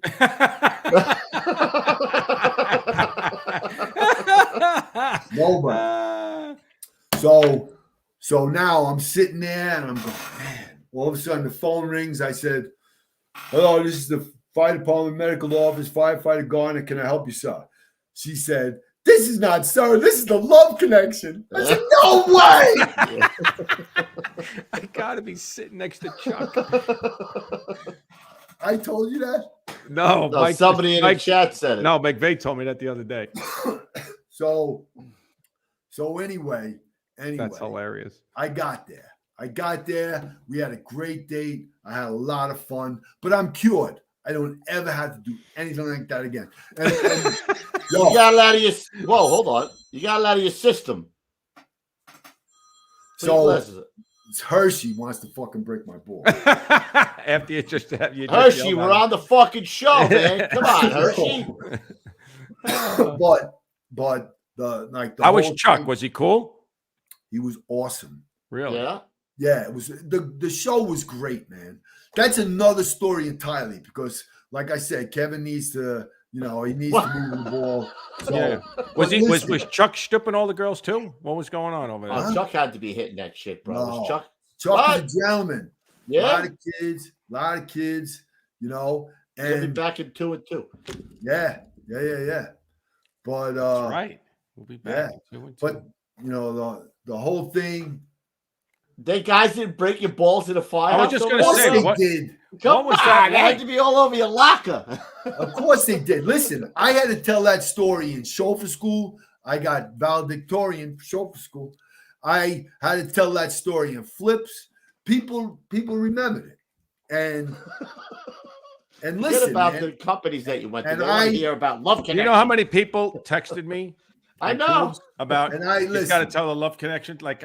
And you said you told the story everywhere you went. Everybody told knows I got to sit next to kitchen Chuck on the couch. I got to be on the couch with Chuck. I told the story in the kitchen of 132, and it was this hostile environment. Except if Hershey was there, it would have been brutal. But it was as hostile environment as you could. I'm going to ask you a question. What was the most hostile ball breaking firehouse kitchen table you ever sat at? 55, really? I can tell you who thinks they are. Well, who do you think? Oh man, I don't know. I love it, man. That's my realm. I know it is, but who would you say is top notch at ball? Not that it intimidated you or bothered you. Who is the top? I started 255. I would say that would be. Yeah, they're tough there too. I know 290, 103 is tough. I sat next to. I would have thought 113. I sat next to Will Downey for, Will Downey's a pro, man. He's a sniper. Well, he hangs out with the Schweigers. That's why they're all the same. Yeah. They're all in the same cahoots. Put one in the back of your head with a smile. It's an art, isn't it? It's an art. Will's the man. Will's the man. Yeah. 113's tough. 113's real tough. 111, yeah, man. You better have your shit tight if you're gonna sit in the kitchen at 111, 214, 111. That's these guys take their shit serious. And if they're gonna find out, hey, how long does it take you to figure out, Lou? You're riding with somebody and the guy says, hey Lou, where you from? Right? I'm from 111. I'm from 157. I'm from 111. What do they want to know? Where you came from? Right? How much time you got? Right? That's like the 6 degrees of separation.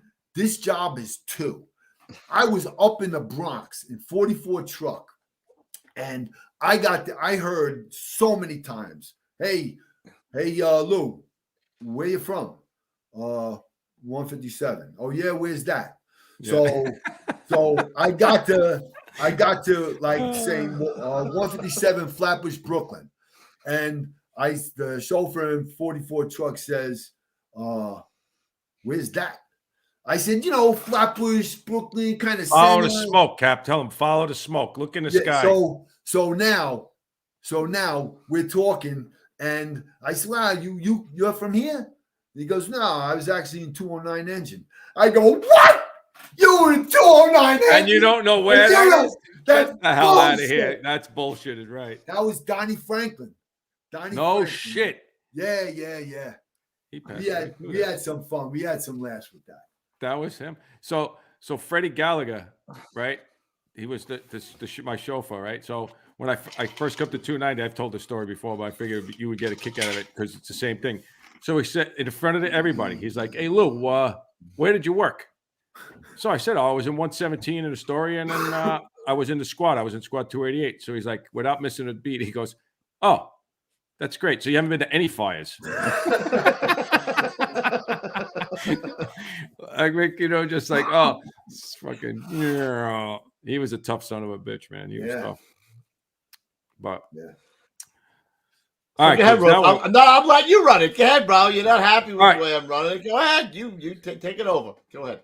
So you did 2 years in 111, and then you study again. You were studying right away. What were you doing? 3 years, bro. I'll take every day that I every day in 111. All right, so you did 3 years in 111, and let me tell you something about. Go ahead, do it. All right, the drills, they were 24/7. They would drill with everything. One of the things that impressed me most about them is they drilled. I caught them drilling with the fast truck drills. And a lot of companies, you get it, you get the position, but you're not looking to get out. You're not looking to stay there. You want to get the fuck out of there. But these guys, whatever they were going to be tasked with, they were going to be fucking great at.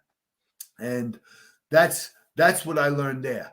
These guys taught me how to be a boss, because up until that point, I was just covering. I did not have the responsibility of the guys that I was working with, right? I was responsible. I could delegate anything, but I was responsible for whatever I did. And that they taught me how to be a boss. I learned at 111 that I was not really a strong position guy when I was a fireman. Like, I could have been better. I thought I was a stud. I thought I was pretty impressive. Don't we all? I was, I was comfortable in an extremely hostile environment, but I could have been better. I could have been a better position guy. And I learned that with these guys. So what do you mean by that? You could have been a better position guy. If I wasn't always in the right place when I got off the rig, you know what I mean? Right. I was always ready to do something, but when it gets, were you ever in a truck? Yep. Okay. So the variables that happen when you're the OV, mm-hmm. and sometimes I was, either I was slow getting there or I was, I didn't have the right. Yeah. Allegedly. Yeah. So these guys had it down to a science. They would 9 times out of 10, they'd be in the right place at the right time. And when they come back, man, they fucking, I don't know if you know this, but I was accused of being confrontational. What? Not that one time? Yeah. Right? I love that. Yeah. Accused. By whom? Right? Yeah, so, I wouldn't say that. I'd say you're pretty well regulated myself. But when they came back from anything, if you can't find anything that you could have done better, that you did wrong, if you can't find anything where you could have helped somebody do something better, you fucked up. You missed that opportunity. You missed that communication. Whatever you missed, your size up, you missed this, you missed that. these guys, Wiener was pretty sharp like that, and he was brutal. So guys didn't want to fall on the wrong side of him, and that, that's one of the things that I learned there. I think that's the most important thing that maybe, again, I've been out for a little while now, but that was a way where the senior guy was in check. It didn't come to the boss. The senior guy was handling. The guys didn't want to screw up because they didn't want to have their balls broken by the senior guy or any of that shit, right? I mean, that was in a lot. There was a lot of guys like that in a lot of companies around there like that. You know what I mean? At the time. Yeah, you're good, I'm good. You know what I mean? You don't break my balls, I won't break your balls, which is bullshit. Because when well, I'm saying if you do the right thing, you didn't want to be in the wrong position, right? At a fire, you didn't want to screw up at a job because you knew these guys were going to be on top of you, right? I mean, they were going to, like you just said, they're going to be on top of you. So it was pressure for you. You weren't just putzing around. If you got there, you got there. If you didn't get there, whatever. Yo, you ready? I got something confrontational. Well, not really confrontational, but I'm working in 76 engine, right? We go to a fire in a high-rise, 20-story high-rise standpipe. We get to the floor below. We're setting up, we're beginning to set up, and the control firefighter does not have the standpipe kit. Oh, that's nice. Right? But I didn't know this. I'm at the door to the fire. It turned out to be not much of anything, but I'm up there and there's a delay. I'm not looking at my watch. I'm not, doing the pee-pee dance, but I come back and I talk to the guys and they're like hanging their heads. I go, yo, what's up, bro? And one of the guys says, she didn't bring the standpipe kit. I go, all right, I got it. We'll go back to the firehouse and we'll talk about it, man. We'll have a critique. So my further investigations, the first, the second, and the third due engines were all on bad hydrants when the fucking 1075 was transmitted. So we start there. No, first, what I missed. And then we start there, and I talked to my chauffeur, who's a solid guy, man. And when I brought it up to him, he put his head down. He said, it won't happen again, right? We go all the way around the table. Everybody, it was like old school, right? I get to the girl, and she says, I go, listen, what you did was egregious. You had everybody on that line, the truck, everybody was in that hallway. If conditions were different, if conditions changed dramatically like that, you would have had 10 guys on that fire floor that would have died because you didn't bring your tools. She rolled her eyes at me. I said, wow, what are you going to do with that? What do you do with that? And like the next day, I was doing a vacation. The next day, we went to the Rock, right? And this is where I learned I wanted to, spend some time at the Rock. I was a captain covered in the 3rd Division for this job. And we go to the Rock, and the tactical instructor says, hey, listen, Cap, all you got to do is sign in and you can go. I go, nah, man, we got to get a drill because she was working that day. We got to get a drill.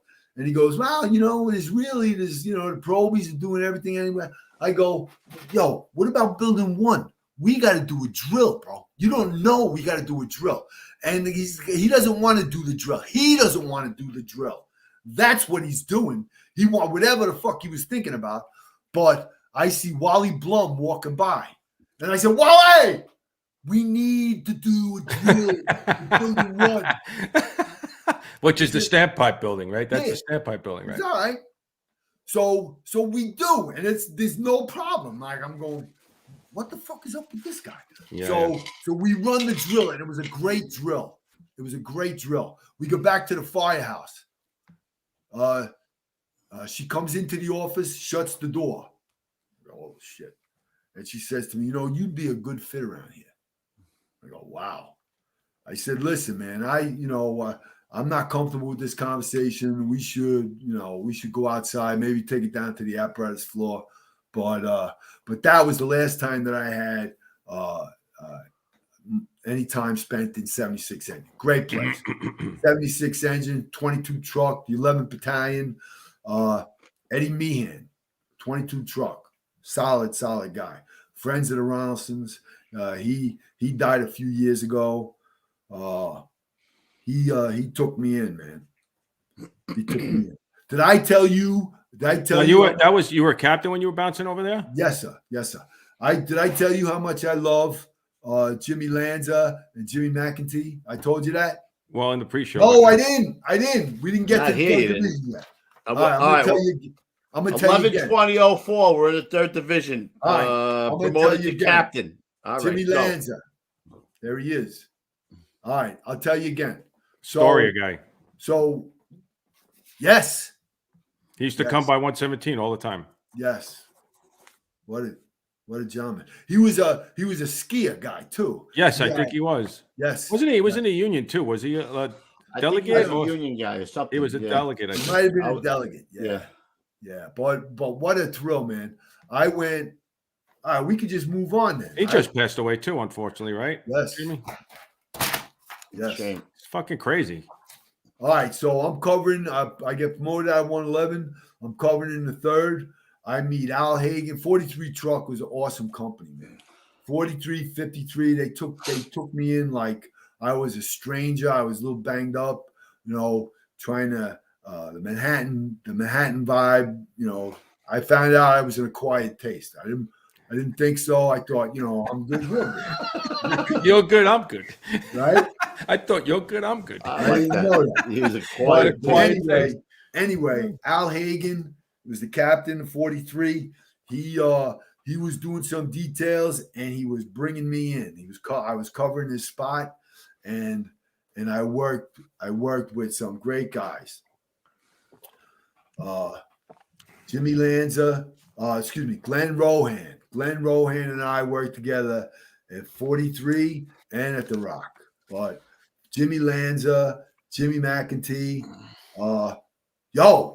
you worked in 39 engine? Me. 16 Yeah. truck, yeah. I worked there in Midtown. I caught a job with him. This guy Flanagan, Flanagan? In 39 and 16? Yeah. What year is this? 2004. I was covering. No. I was out of there in 98. Oh, but Flanagan wasn't there? Nah. This kid, real quick story. Really? You ready? Yeah. This kid, I'm in the kitchen. Great place. Sitting there eating, get a run. And I get up, I go out, and all of a sudden it's a phone alarm, Sutton and 53rd, right? This kid goes flying past me. He says, "That's a good box." And, well, I'm going, all right. Everybody's got their good boxes. Sutton and 53rd. That's a good box. So I get on the rig. Manhattan engine 39. Yeah, we're getting calls. No shit. It's a good It box. is a good box. 1084, engine 39 in Manhattan, 1075 the box. No shit. Yeah. Fucking And Flanagan. yes, Flanagan was the guy. And we get back to the firehouse. I'm mystified. Like, it wasn't a big fire, but we put it out. We come back. I go, "How the fuck did you know? How did you know?" And he said, "We never go there." And I said, "I guess everybody has their good boxes, man." Yeah. It's true. You know what I used to do every time I went to 39 fucking truck, get out of my truck, and I would say, "Fuck you" to the Russians. Right across the street. The Russian embassy was right across the street. Because I knew they were listening, right? Yeah. They had to listen. They had to hear me say, That's "Fuck some you." Firehouse, huh? That's Right? Firehouse? Yeah, great place. 16. Yeah. Pat Conley. Did you work with Pat Conley? Pooza Ferry was the captain when I was there. What's that? Pooza Ferry was the captain. No, when he I was a there. fireman in 16. Pat Conley. No, nope. Damn, did you fucking know anybody?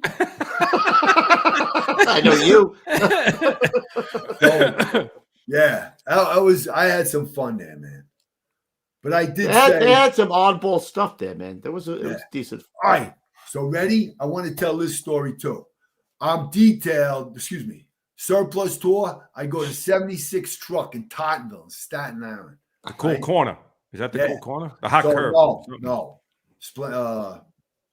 I forget. That one. But anyway, I'm in. This is the birth of Chauncey, the tactical guy, right? So I'm in the kitchen, and I know we ain't doing nothing. I grew up on Staten Island. I know we ain't doing anything. So I lean back in the chair. I got the full kitchen. I said, "Hey, fellas, we're going to a fight tonight." I said, "We go to a fight tonight. What kind of building you think it's going to be?" One of the guys says, "Private dwelling." I said, "All right. So we're going to a private dwelling fight tonight." All right. So we get a run at 1:00 in the morning for a phone alarm, fire in a private dwelling. What do you think the chances are it's going to be a fire? One guy says, "Good." I said, "Okay, so you got the watch, right? What are you going to do? What are you going to do about that as the house watch? You're going to give, one guy says, "I'm going to make sure I give everybody a heads up." I said, "Exactly."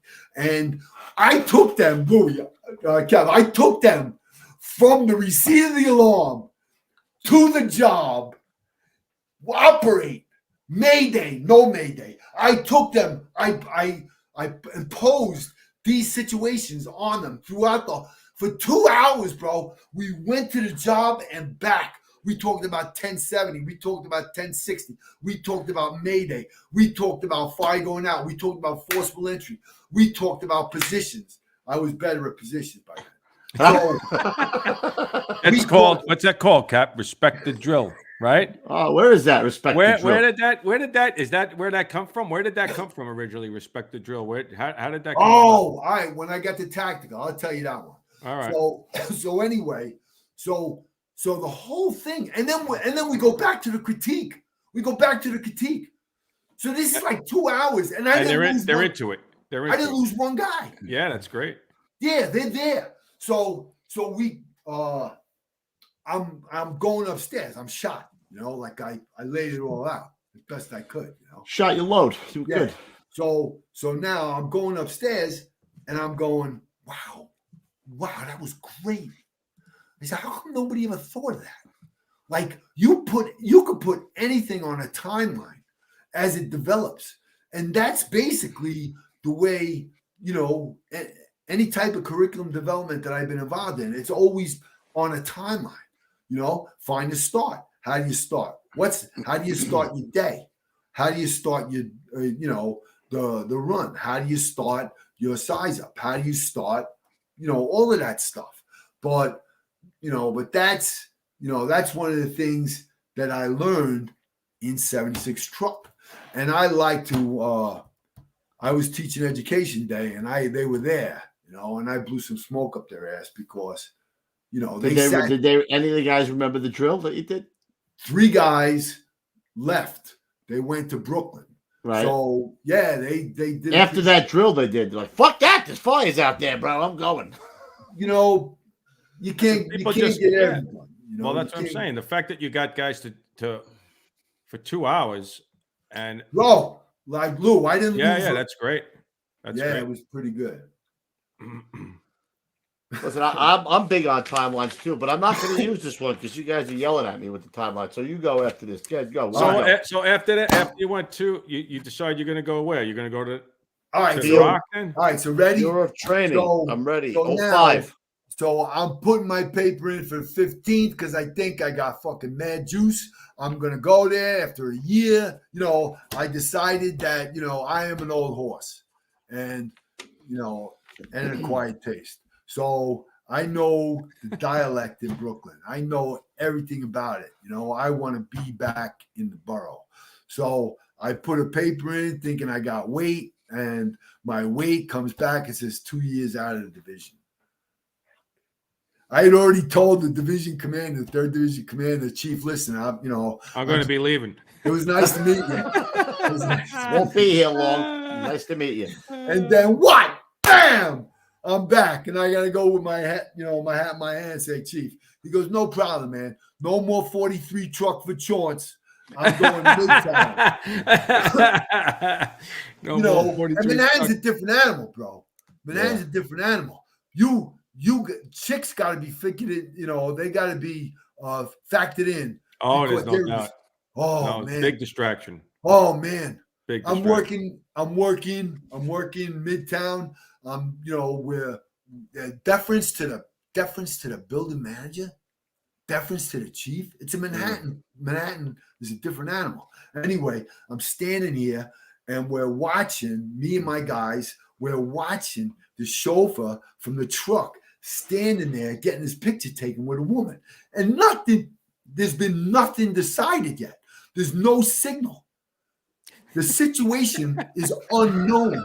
The situation. I have some stories Midtown, but I'm not going to talk about it. All right, let me get it. So I'm not going to talk about it. Similar scenario. So I'm watching this, and I say to the kid next to me, I go, "Yo, bro, that shit would never happen in Brooklyn." And he loved it. He loved it. He followed me around for the next few tours, but that was, I had enough of Manhattan. Put my paper in. I was told. So Al Hagen says, "Bro, you should go to the Rock." And like up until Al Hagen said that, I recoil. Like who doesn't when you talk about the Rock? I went like this. Mm-hmm. I don't know. Before I got home, I said, "Yeah, I'm homeless, man. Why not? Fuck it." So I called Hagen back and I said, "Al, I'm in." He goes, "Well, you know Garrity." And he was the chief up there. I go, "Done." A week later, I was a tactical instructor with Steve Garrity as the chief in charge of the Rock. That was awesome. That was one of the best things I ever did on this job in my career. Shit. A lot of guys say that, man. Joe Higgins said that. Like he went out there. It was the DI. Yeah, but you know what? When I was listening, like I used to love to walk around and eyeball Probies. Especially, I got stories about that too, man. Especially sons of guys I knew. Yeah. That's awesome. Yeah. But being at the Rock, man. Oh, were you with that? That was Schweiger man out there with you? Is that picture? You have that picture with the Schweiger and a bunch of guys there. No, that was when I was in SOC. That's when that's after I got into SOC. Oh. But yeah, man, it was awesome, So you're running down into the fires? Let me ask you a question, Cap. So being in all these busy trucks in the 15th Division as an officer and as a fireman, what was your perception of SOC as a fireman not in SOC? I had no problem. None. I never had a problem. I never had a problem with two, except for Hershey. Fuck Hershey. I don't know what Hershey is, but fuck Hershey. That's what I said. Oh, shit. He's loving this, bro. It's a running gag. So that's anyway, all right. We'll jump on the bandwagon. Fuck you, Hershey. Nah, he ain't gonna appreciate that from you. It's a private.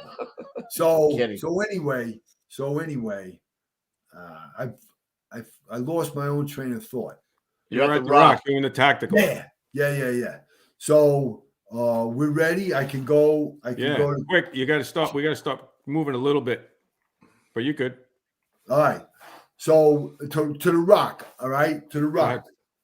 Steve Garrity. Thank you. Donnie Boyle, who turned out to be, he was my partner. He was a Lieutenant 111. He was my partner in Education Day. We set the standard. We changed the standard for teaching at the Rock in Education Day. We did it tandem. We did it together. Me and him, it was awesome. It still is. It still is one of the best things that I ever did on this job. Philly Saravino, Tom Galvin, and Jack Mooney were up there when we were teaching Education Day.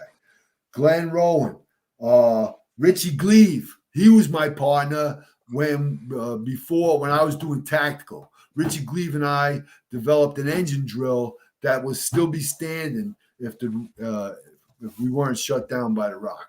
Money, bullshit. That's anybody that's listening. The every penny that we have, every penny that we have should be given for training, tactical training, hands on. You can't do it on fucking Zoom. It's bullshit. So, he ain't lying. Yeah. Tom Richardson came up there later. But Tom Richardson is one of the guys that he's an awesome man, and he did so much for me in the short time that I knew him.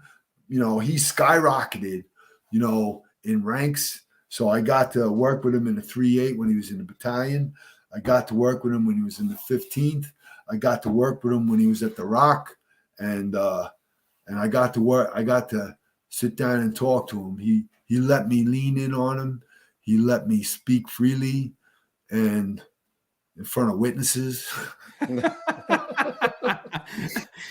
Chief, you know, you're really losing the regulation. You know what I mean? I love you forever. Nah, he's the man. And last one. Ready? Last one for tactical. Mark Merrill, my friend Mark Merrill. I was asked to get involved in Staten Island Tactical, to start a tactical unit in Staten Island, satellite tactical unit in Staten Island. And Garrity says, would you do it? I says, yeah, I could do it. He said, all right, could you administrate it? I said, I can't do that. And he said, well, you know this guy, Russ Strobel. I said, yeah. I said, he can do it. And I went and got Mark Merrill. I said, Mark, listen, man, we just got an opportunity to do something like this. Would you be interested? Yes. And between the three of us, we started the first satellite tactical unit, the first training unit on the fire department. And it's still an awesome. What was that, Cap? What do you mean? We, in the basement of 168 engine, which is on the West Shore Expressway with EMS. It was an EMS house. And then they put an engine in there. And then it's a big space. And then they have a space in the basement. And Mark Merrill listen, man, I used to say this and he would get embarrassed, you know, and he told me I couldn't say it in front of him anymore, but I'm going to say it here. Hopefully he doesn't hear it. But Mark could get water from a rock and he burned to death before he left you. And he is responsible to everybody that he works with. He's responsible to everybody he rides with. He's responsible for the legacy of what's happening in 255 and 157. He is the reason that you could talk to anybody that's there now, man. Boss, firefighter, young, old. Mark Merrill is that guy. And I just wanted to make sure that I put it out there. So they have a tactical still set up in the basement. Yeah. So they don't have to go to the Rock because it's just a far ride. Well, so when I was working at 76 truck, we get a ticket to go to the Rock, right? Yeah. Ticket comes in. I write the roll call. Okay, fellas, we're going to the Rock. Get on the rig. So we get the ticket. In 10 minutes, we're out the door. We're the last ones to get there at the Rock. Yeah, it's crazy. I know. And everybody's motherfuckering us. Yeah. Yeah, because they're waiting for you, right? I know. Bullshit, Staten Island company. This is bullshit. And I didn't even know they were doing that. That's a great idea. I didn't even know that they were doing that. Well, Steve Garrity was the guy. Steve Garrity, and I'm sure he, consulted with other people, but all the Staten Island companies were going. And I, with Mark and Russ Strobel, had an opportunity to start it.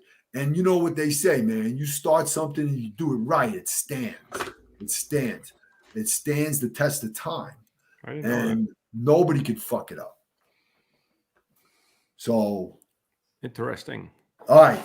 Education Day. Frank Simpson, Donnie Boyle, and Jason Bresler. He's an impressive guy. He's an impressive young guy as I ever met. And he's pushing the envelope for training. And I just wanted to make sure that he's respectful. He's an Annapolis graduate.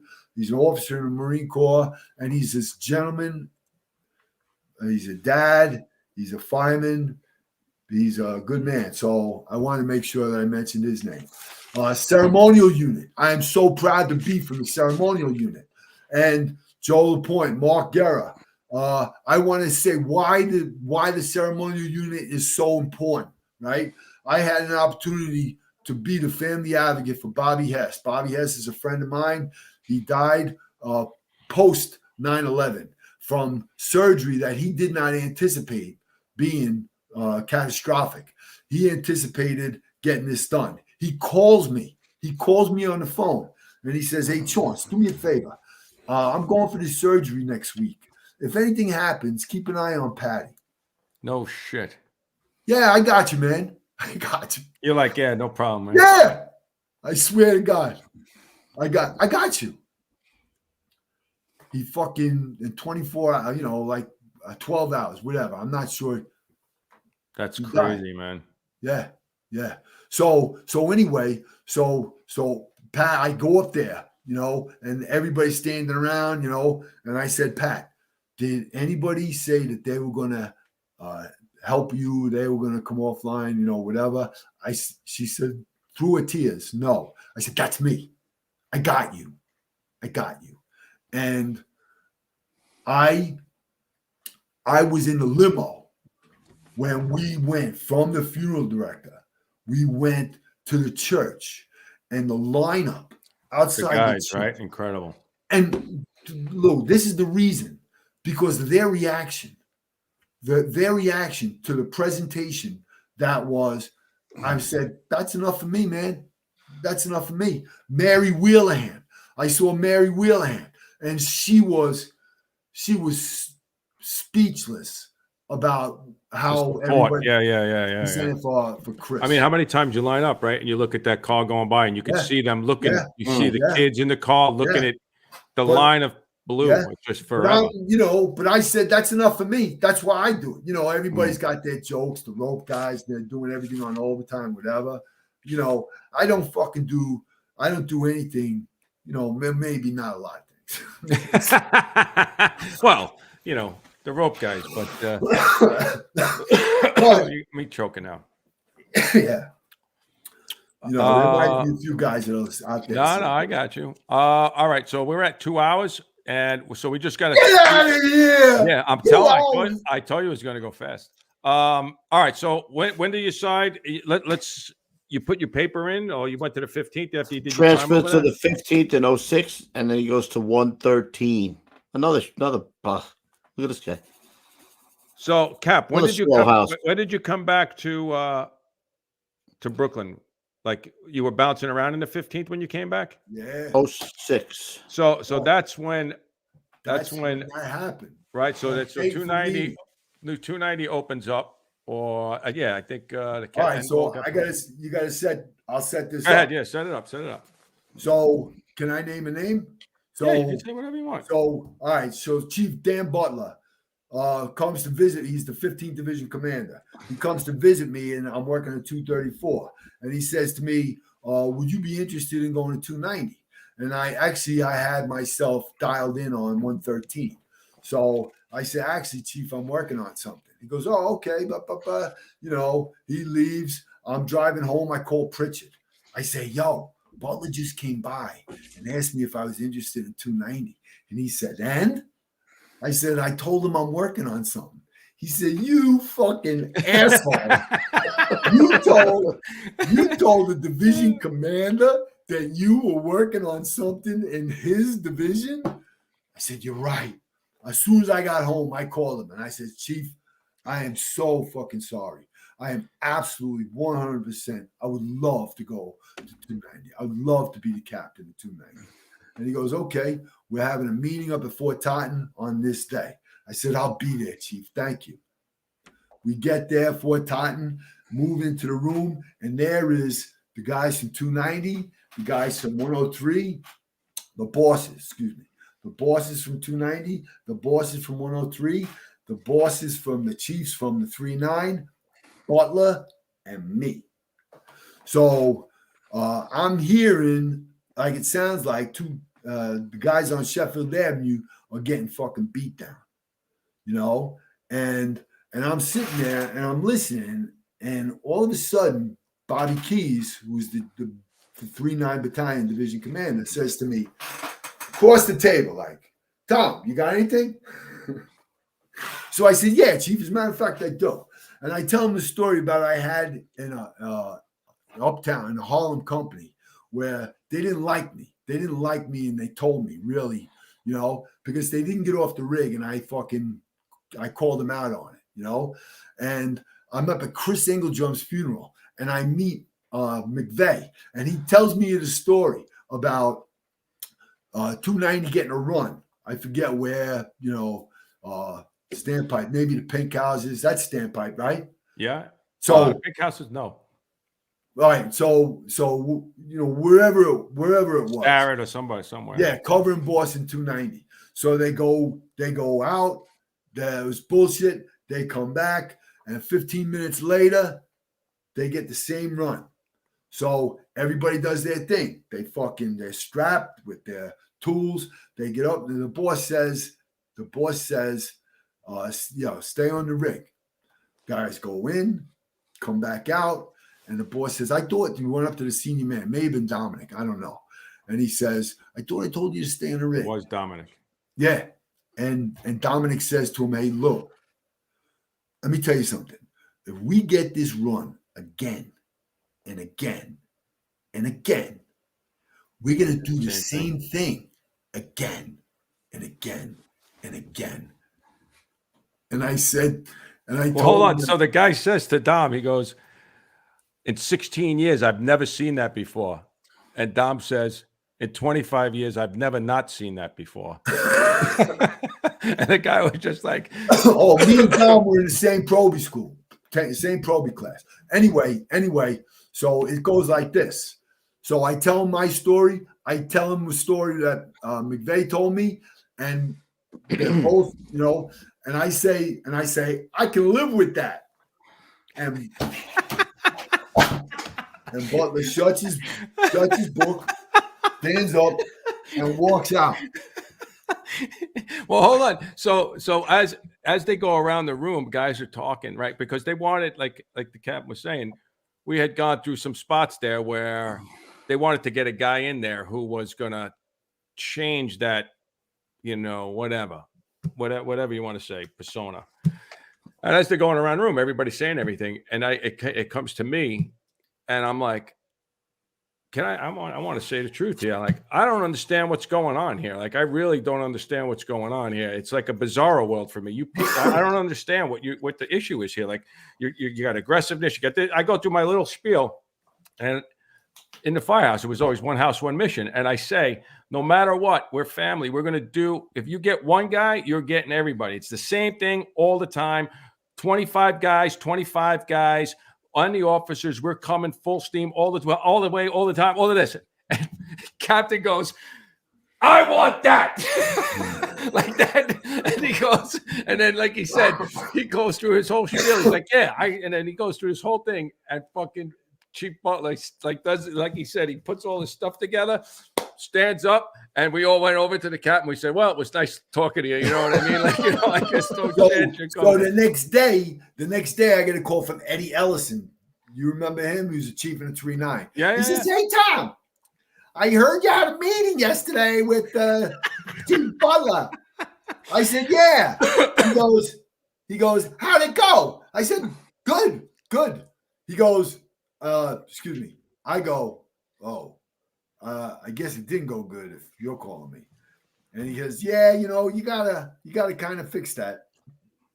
So I contacted him, and I says, Chief, man, you're not bringing me in to fix anything. You're bringing me in. I can work with these guys. These guys are prepared. They'll burn to death before they leave you. I'm that. I'm in on that. And he turned his back on me. Del Coward came to see me. He was ADC. He came to see me, and he said, Thomas. And I knew I was good. Yeah. When he called me Thomas. Yeah, no doubt. Sounded like my dad. I think that's no doubt. Believe me, I know that feeling. Yeah. What a gentleman. What a gentleman. All right, so you get to 113. Let's move it quicker. So we get to 113. How was it like in 113? I want to know your side of the story, like being in 113. How was that? My side of the story. So Well, they're all real rats. quick, man. Getting 113 is a big thing. Is you mind telling? Oh stories? yeah, hell yeah, hell yeah. All right. So now I'm behind the curve, right? I damaged my status and my position. True. Now I gotta get 113. So I'm making my move. I go and see Richie Beanstein, who was the 38th Division, the 38th Battalion commander, and I tell him, Chief, I'm putting my paper in for 113. I like your endorsement. He said, well, Tom, I tell you the truth, I can't give you the endorsement. You know why. And but listen, Tom, well, one of the things I heard about you is you're a little too intense. So I says, Chief, you see me coming up, you see me leaving the fire. Like that's my game face. That's the way I am, too intense. So we go around. I says, Chief, you know what? I understand this isn't going well for me, but so I'm respectfully requesting your permission to speak to your boss. Okay, because he knew that that was going into the belly of the beast, and so I make an appointment to go and see Chief Butler, and I'm sitting there speaking to him, and it ain't going well. So I say to him, Chief, listen, I know this isn't going well for me right now, so I'm going to respectfully request your permission to speak to your boss. And he said, go ahead. And I said, thank you. So Chief Kilduff was the Brooklyn Borough Commander at the time, and I made an appointment to speak to Chief Kilduff. And I'm in the office with Chief Kilduff, and we're talking, and now I know Chief Kilduff. I don't know him, but I'm very familiar with him. And he's not giving me that love. I ain't feeling that love, So I say, Chief, listen, this doesn't like it's gonna happen, it sounds like you're reluctant to say yes. So let me just bring this up to you again. I don't know. I said, I don't know if you remember this, but I'll never forget it. I received a medal. I was awarded a medal, and I was underneath the Brooklyn Bridge with my family, everybody in my family, and I was in my glory. I'm with my brothers, with my sisters, with my mother, with my father. And you came up and you threw your arm around me and you kissed me on the cheek. I said, I'm still that guy. I want you to know, whatever you heard from anybody else's bullshit, the guy that you kissed on the cheek that day, that's still me. Thank you.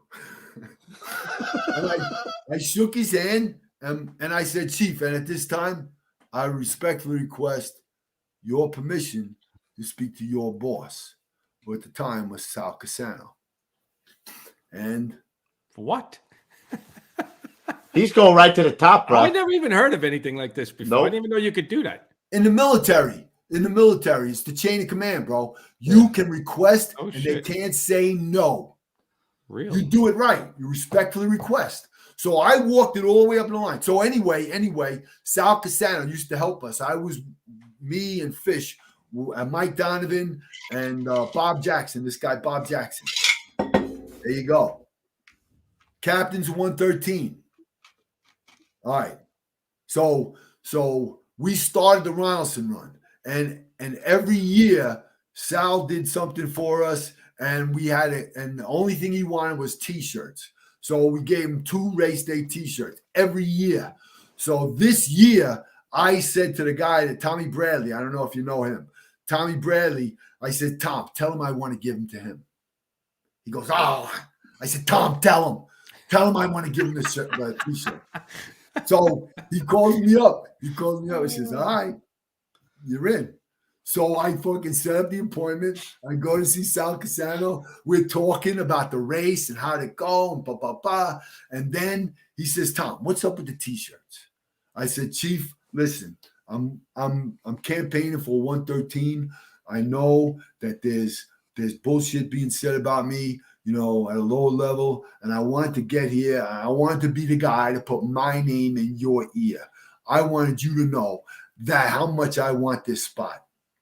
And he says to me, Tom, I just want to tell you, you know, the things that I heard, maybe like you're too intense. Keeps coming back. That too intense. Huh? He said, ha! He said, that puts you on the top of the list. Couple of days later, listen, this is good. Couple of days later, order comes out, Chauncey, Captain of 113. I get a call from Bradley. He said, listen, he wants to see you again. No Class A's. He wants to see you again. So I go up there, and I'm sitting there, and it's like, wow, Tom, so you're the captain of 113 now. He says to me, Tom, you're the captain of 113. And I'm going, I just got told by the commissioner, he might have, the chief of department or the commissioner, to take it easy. How fucking cool is that?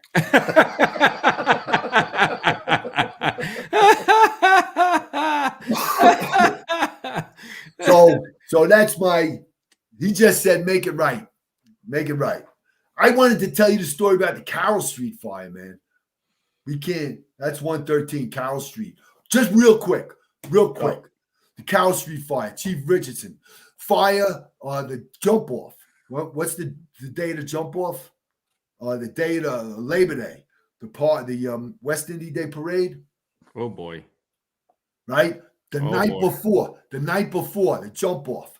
It was 113, 230, 234, 123, give it 1075. Fire everywhere on the corner of Kingston and Carroll. Fire everywhere, right? We are second due, floor above.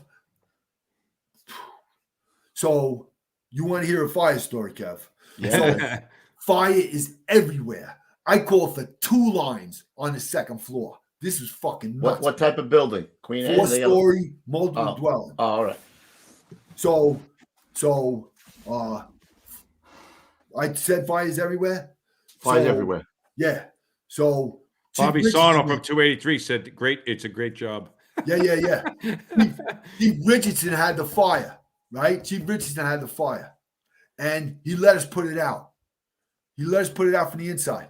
So anyway, I'm at one of Jason Breslin's leadership on the fire things, and he's giving a presentation about this job. He's got the sound, he's got communication, he's got everything, and he says, and I'm sitting there with 60 guys listening to him tell the story, and he says, "Listen, I had nothing to do with that story."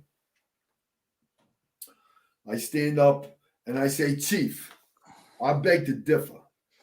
I said, "You had everything to do with that fire, putting that fire out, because anybody else would have pulled us out." I said, "You let us, you trusted the guys, and as you said, you were getting the right, you were getting answers to the questions that you were asking. You saw a fire going out. You knew that the guys that were in there, you trusted them, and this is what you had. You put this fire out to us, 123, like we were in there figuring shit out."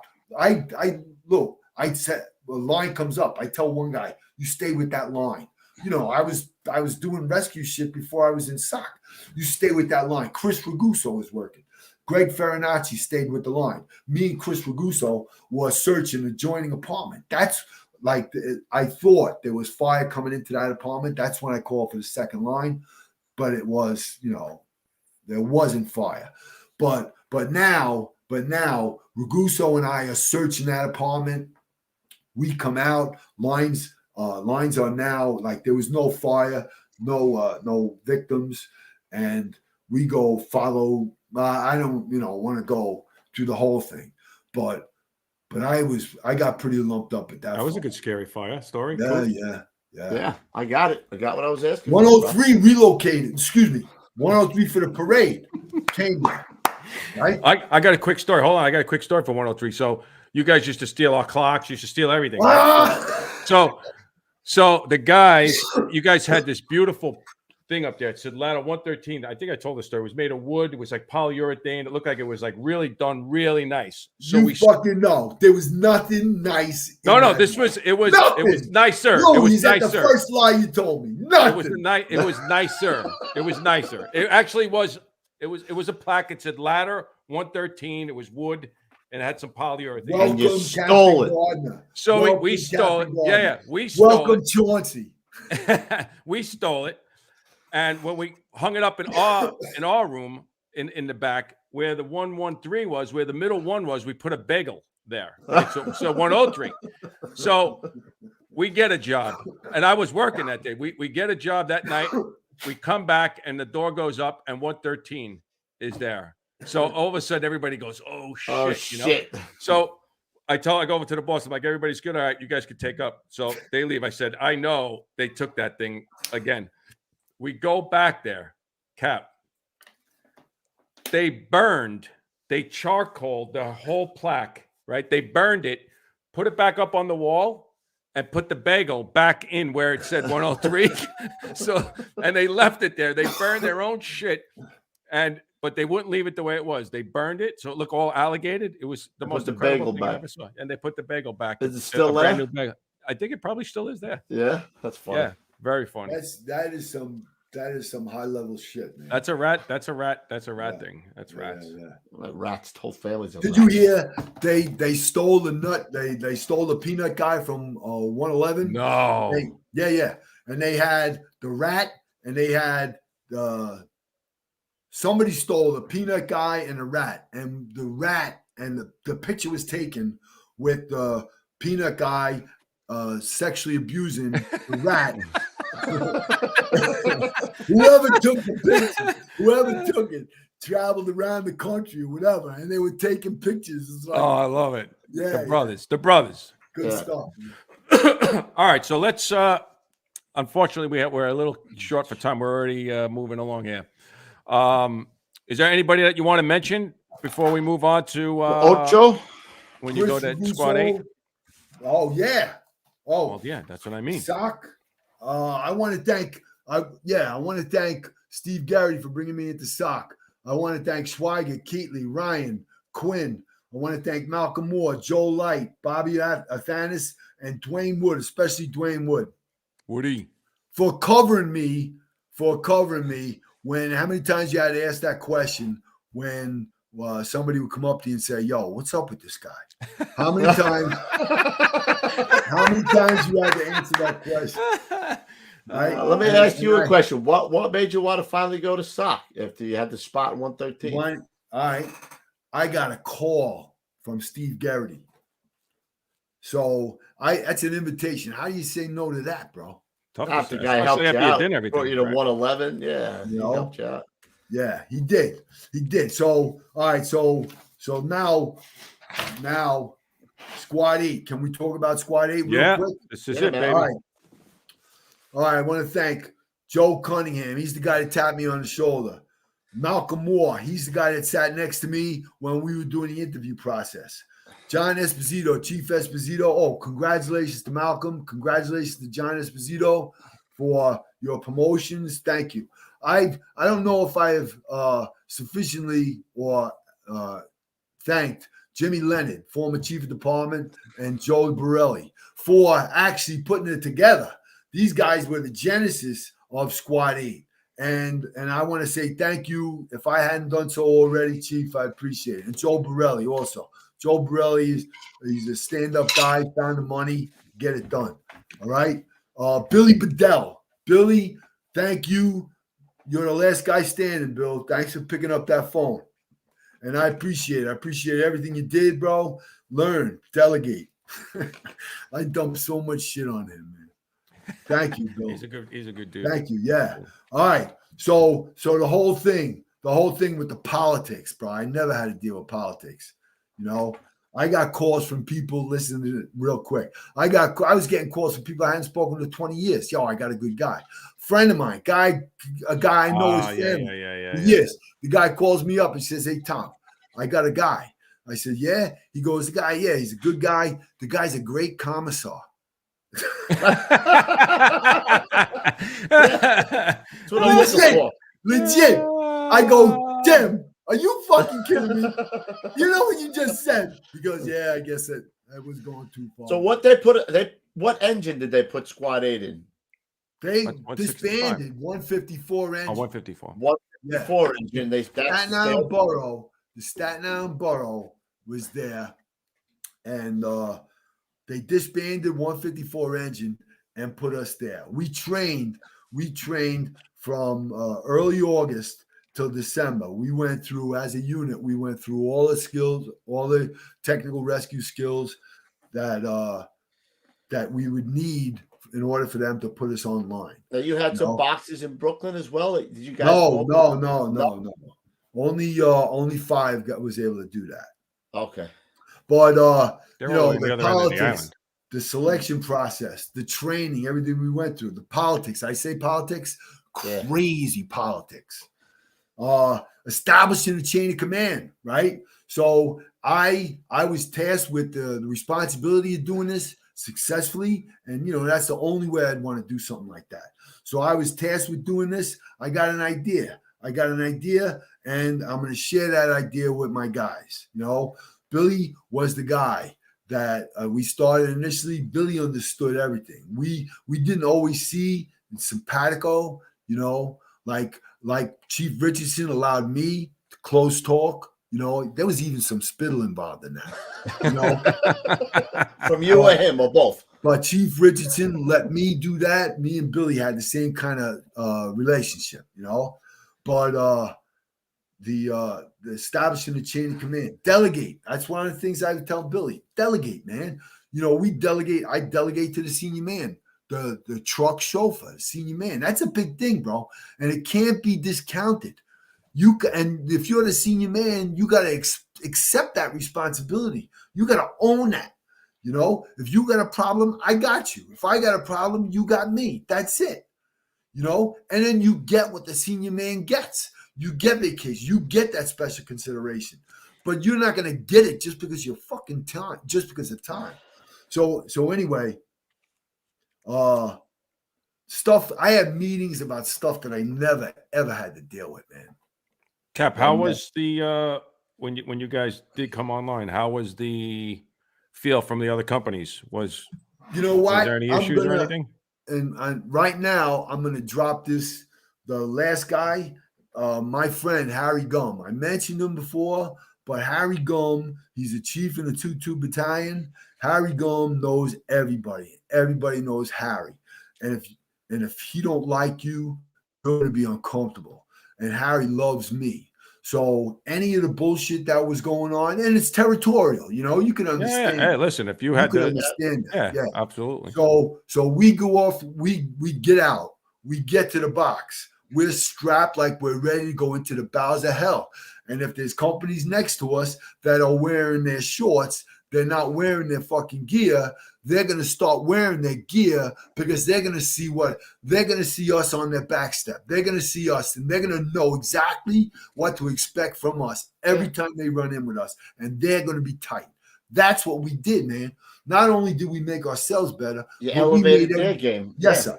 So listen. So Harry Gum for the cover. Harry Gum, he was a tremendous heat shield. He allowed me, because he was one of those guys that I said, yo, what the fuck is up with this guy? Harry said, I got him. And I had my guys, may not understand, but I had some pretty sharp exchanges, discussions with some of the chiefs around Staten Island, and Harry laid cover for me, man. I'll never forget that. Did you get a lot of senior guys looking to come, Cap? To Squad 8? Yeah. You know what? I don't give a fuck.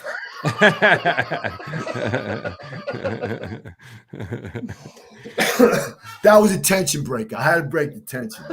Okay. But now I want to say, this is what I wrote. I want to make sure my guys, right? Go. I want to say thank you to all the members of Squad 8 for your trust, and that we would we would learn to do our jobs. We would do our job. We would get better, and we would shut the fuck up. That's what we do. That's how you get better, man. Shut the fuck up and do your job. Get better. Now, the last thing. You ready? Yep. I'm ready. All right. I'm gonna do this quick. I saw a show the other day, and I don't know if anybody's seen it. The Offer. It's a great show, man. It's about the making of The Godfather, and it's about the producer. His name was Albert Ruddy, and the guy's a producer. And you got to see this, Lou. It's really good. So this guy, Albert Ruddy, he doesn't know shit about making movies, but he gets himself. He has the audacity to get himself in the door, and he has the audacity to find the guy who is the shot caller. And he has the audacity to get himself that job as the producer of The Godfather. The producer of The Godfather wins an Oscar for the work that he did. And what he did was, I'm going like, oh shit, this guy was putting out fires. He was a guy that was just making everybody else, giving everybody else room to move. I said, I did that. I said, first off, ready? The guy don't know shit. Right? Shorts don't know shit. The guy, he gets his foot in the door. Right? That's thank God for Joe Cunningham and Malcolm Moore. So Chauncey gets his foot in the door. Right? Guy finds a shot caller. Chauncey finds a shot caller. And then I tell them, I get myself invited to a meeting at the Rock with Chief Cunningham, Callan, and Haid. And I tell them, no, I'm the guy. I said, there's nobody better than me for this job. I'm not just the best. What did I say to Cunningham? I'm not just the best available athlete. I'm the best. And I got the job, man. I got the job. I went up to the 8th floor with the most consequential meeting I ever had, except for the meeting when I leaned in on Chief Richardson. But with the spittle. There was a little involved. All right. Yeah. But I'm sitting around the 8th floor. Chief Commissioner Nigro, Richardson. No, excuse me. Esposito, Moore, Leonard, Tommy Coleman, me, Cunningham. Who's the chief of department now? Jack Hodgins. You know, we're all sitting around, and the chief, Leonard, says, Tom, who are your lieutenants?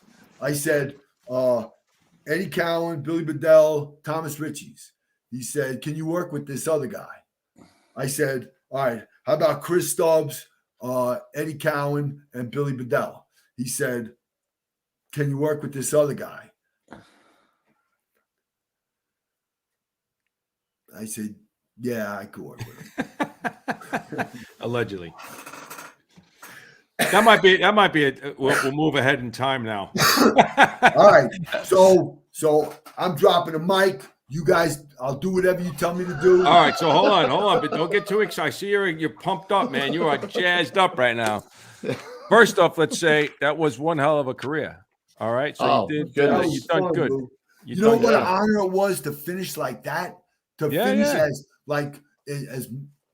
it was so fucking. You did it. Charter member. Yeah, finish it. Cherry on the top. But you know what time it is now, Chance? Oh, hold on a minute. Hold on. Time for the old school tip of the day. I got better at that. All right, Cap, you're up. The best. Do it. Ever. The best ever old school tip of the day. Full screen, Bob, on the chart. All right, you ready? I watched the movie Black Hawk Down. I don't know if anybody's seen it. It's a great movie. The end of the movie, there's a conversation between an Army Ranger and a Delta guy. And the Delta guy is setting up to go back out. And the Ranger says, hey, listen, you're going out there, questionable conditions. You're going out there. I don't know if you got enough cover. You're going out there. The guy stops him and he says, "Listen, I'm going to tell you this. When the bullets start flying, when the shit is fucking blowing down on you, the only thing that you're thinking about is your life. The most important thing for you to remember is the guy next to you. Everything that you do is about the guy next to you." And I share that every opportunity that I can because it matters to us. When we're going out the door, if you don't think everything is a matter of life and death, if you don't think about fucking Al Ronson, think about Louis Valentino, think about the guys that think about Moon. Anything could happen. You could be, if you walk through that door, anything could happen to you. So you better have your shit wired tight. And if whoever you're thinking about, it's the guy next to you is the most important person on that fucking rig. The guy next to you. So that's my old school tip of the day.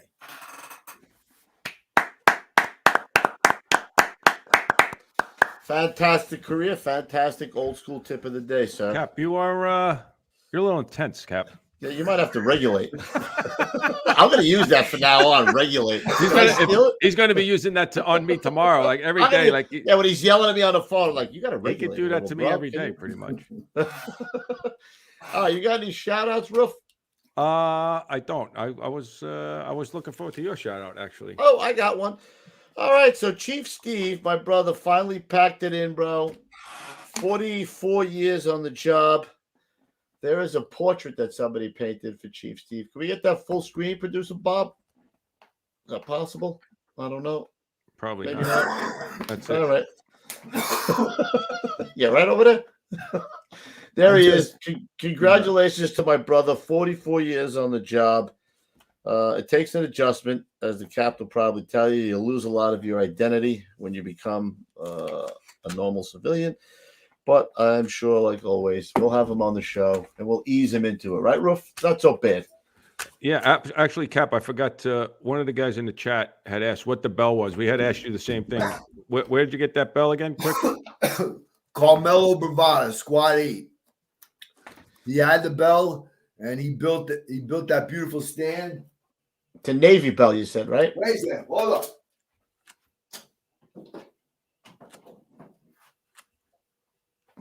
Ooh, look at that. That's a Navy bell. So Yo, Kev, listen. The Tribus Maximus, there's a patent on that, bro. You ain't making any fucking. This is a shirt, bro. I already got it. I'll give you guys a shirt, though. Don't cramp up. I'll give you guys a shirt. He's already cramping up on us, bro. We would have kicked him back something, you know. All right. I would have sent them a mug or something like that. You already. I'll send it to you. I'll take it. I'll take it. Pat, all right, hang loose.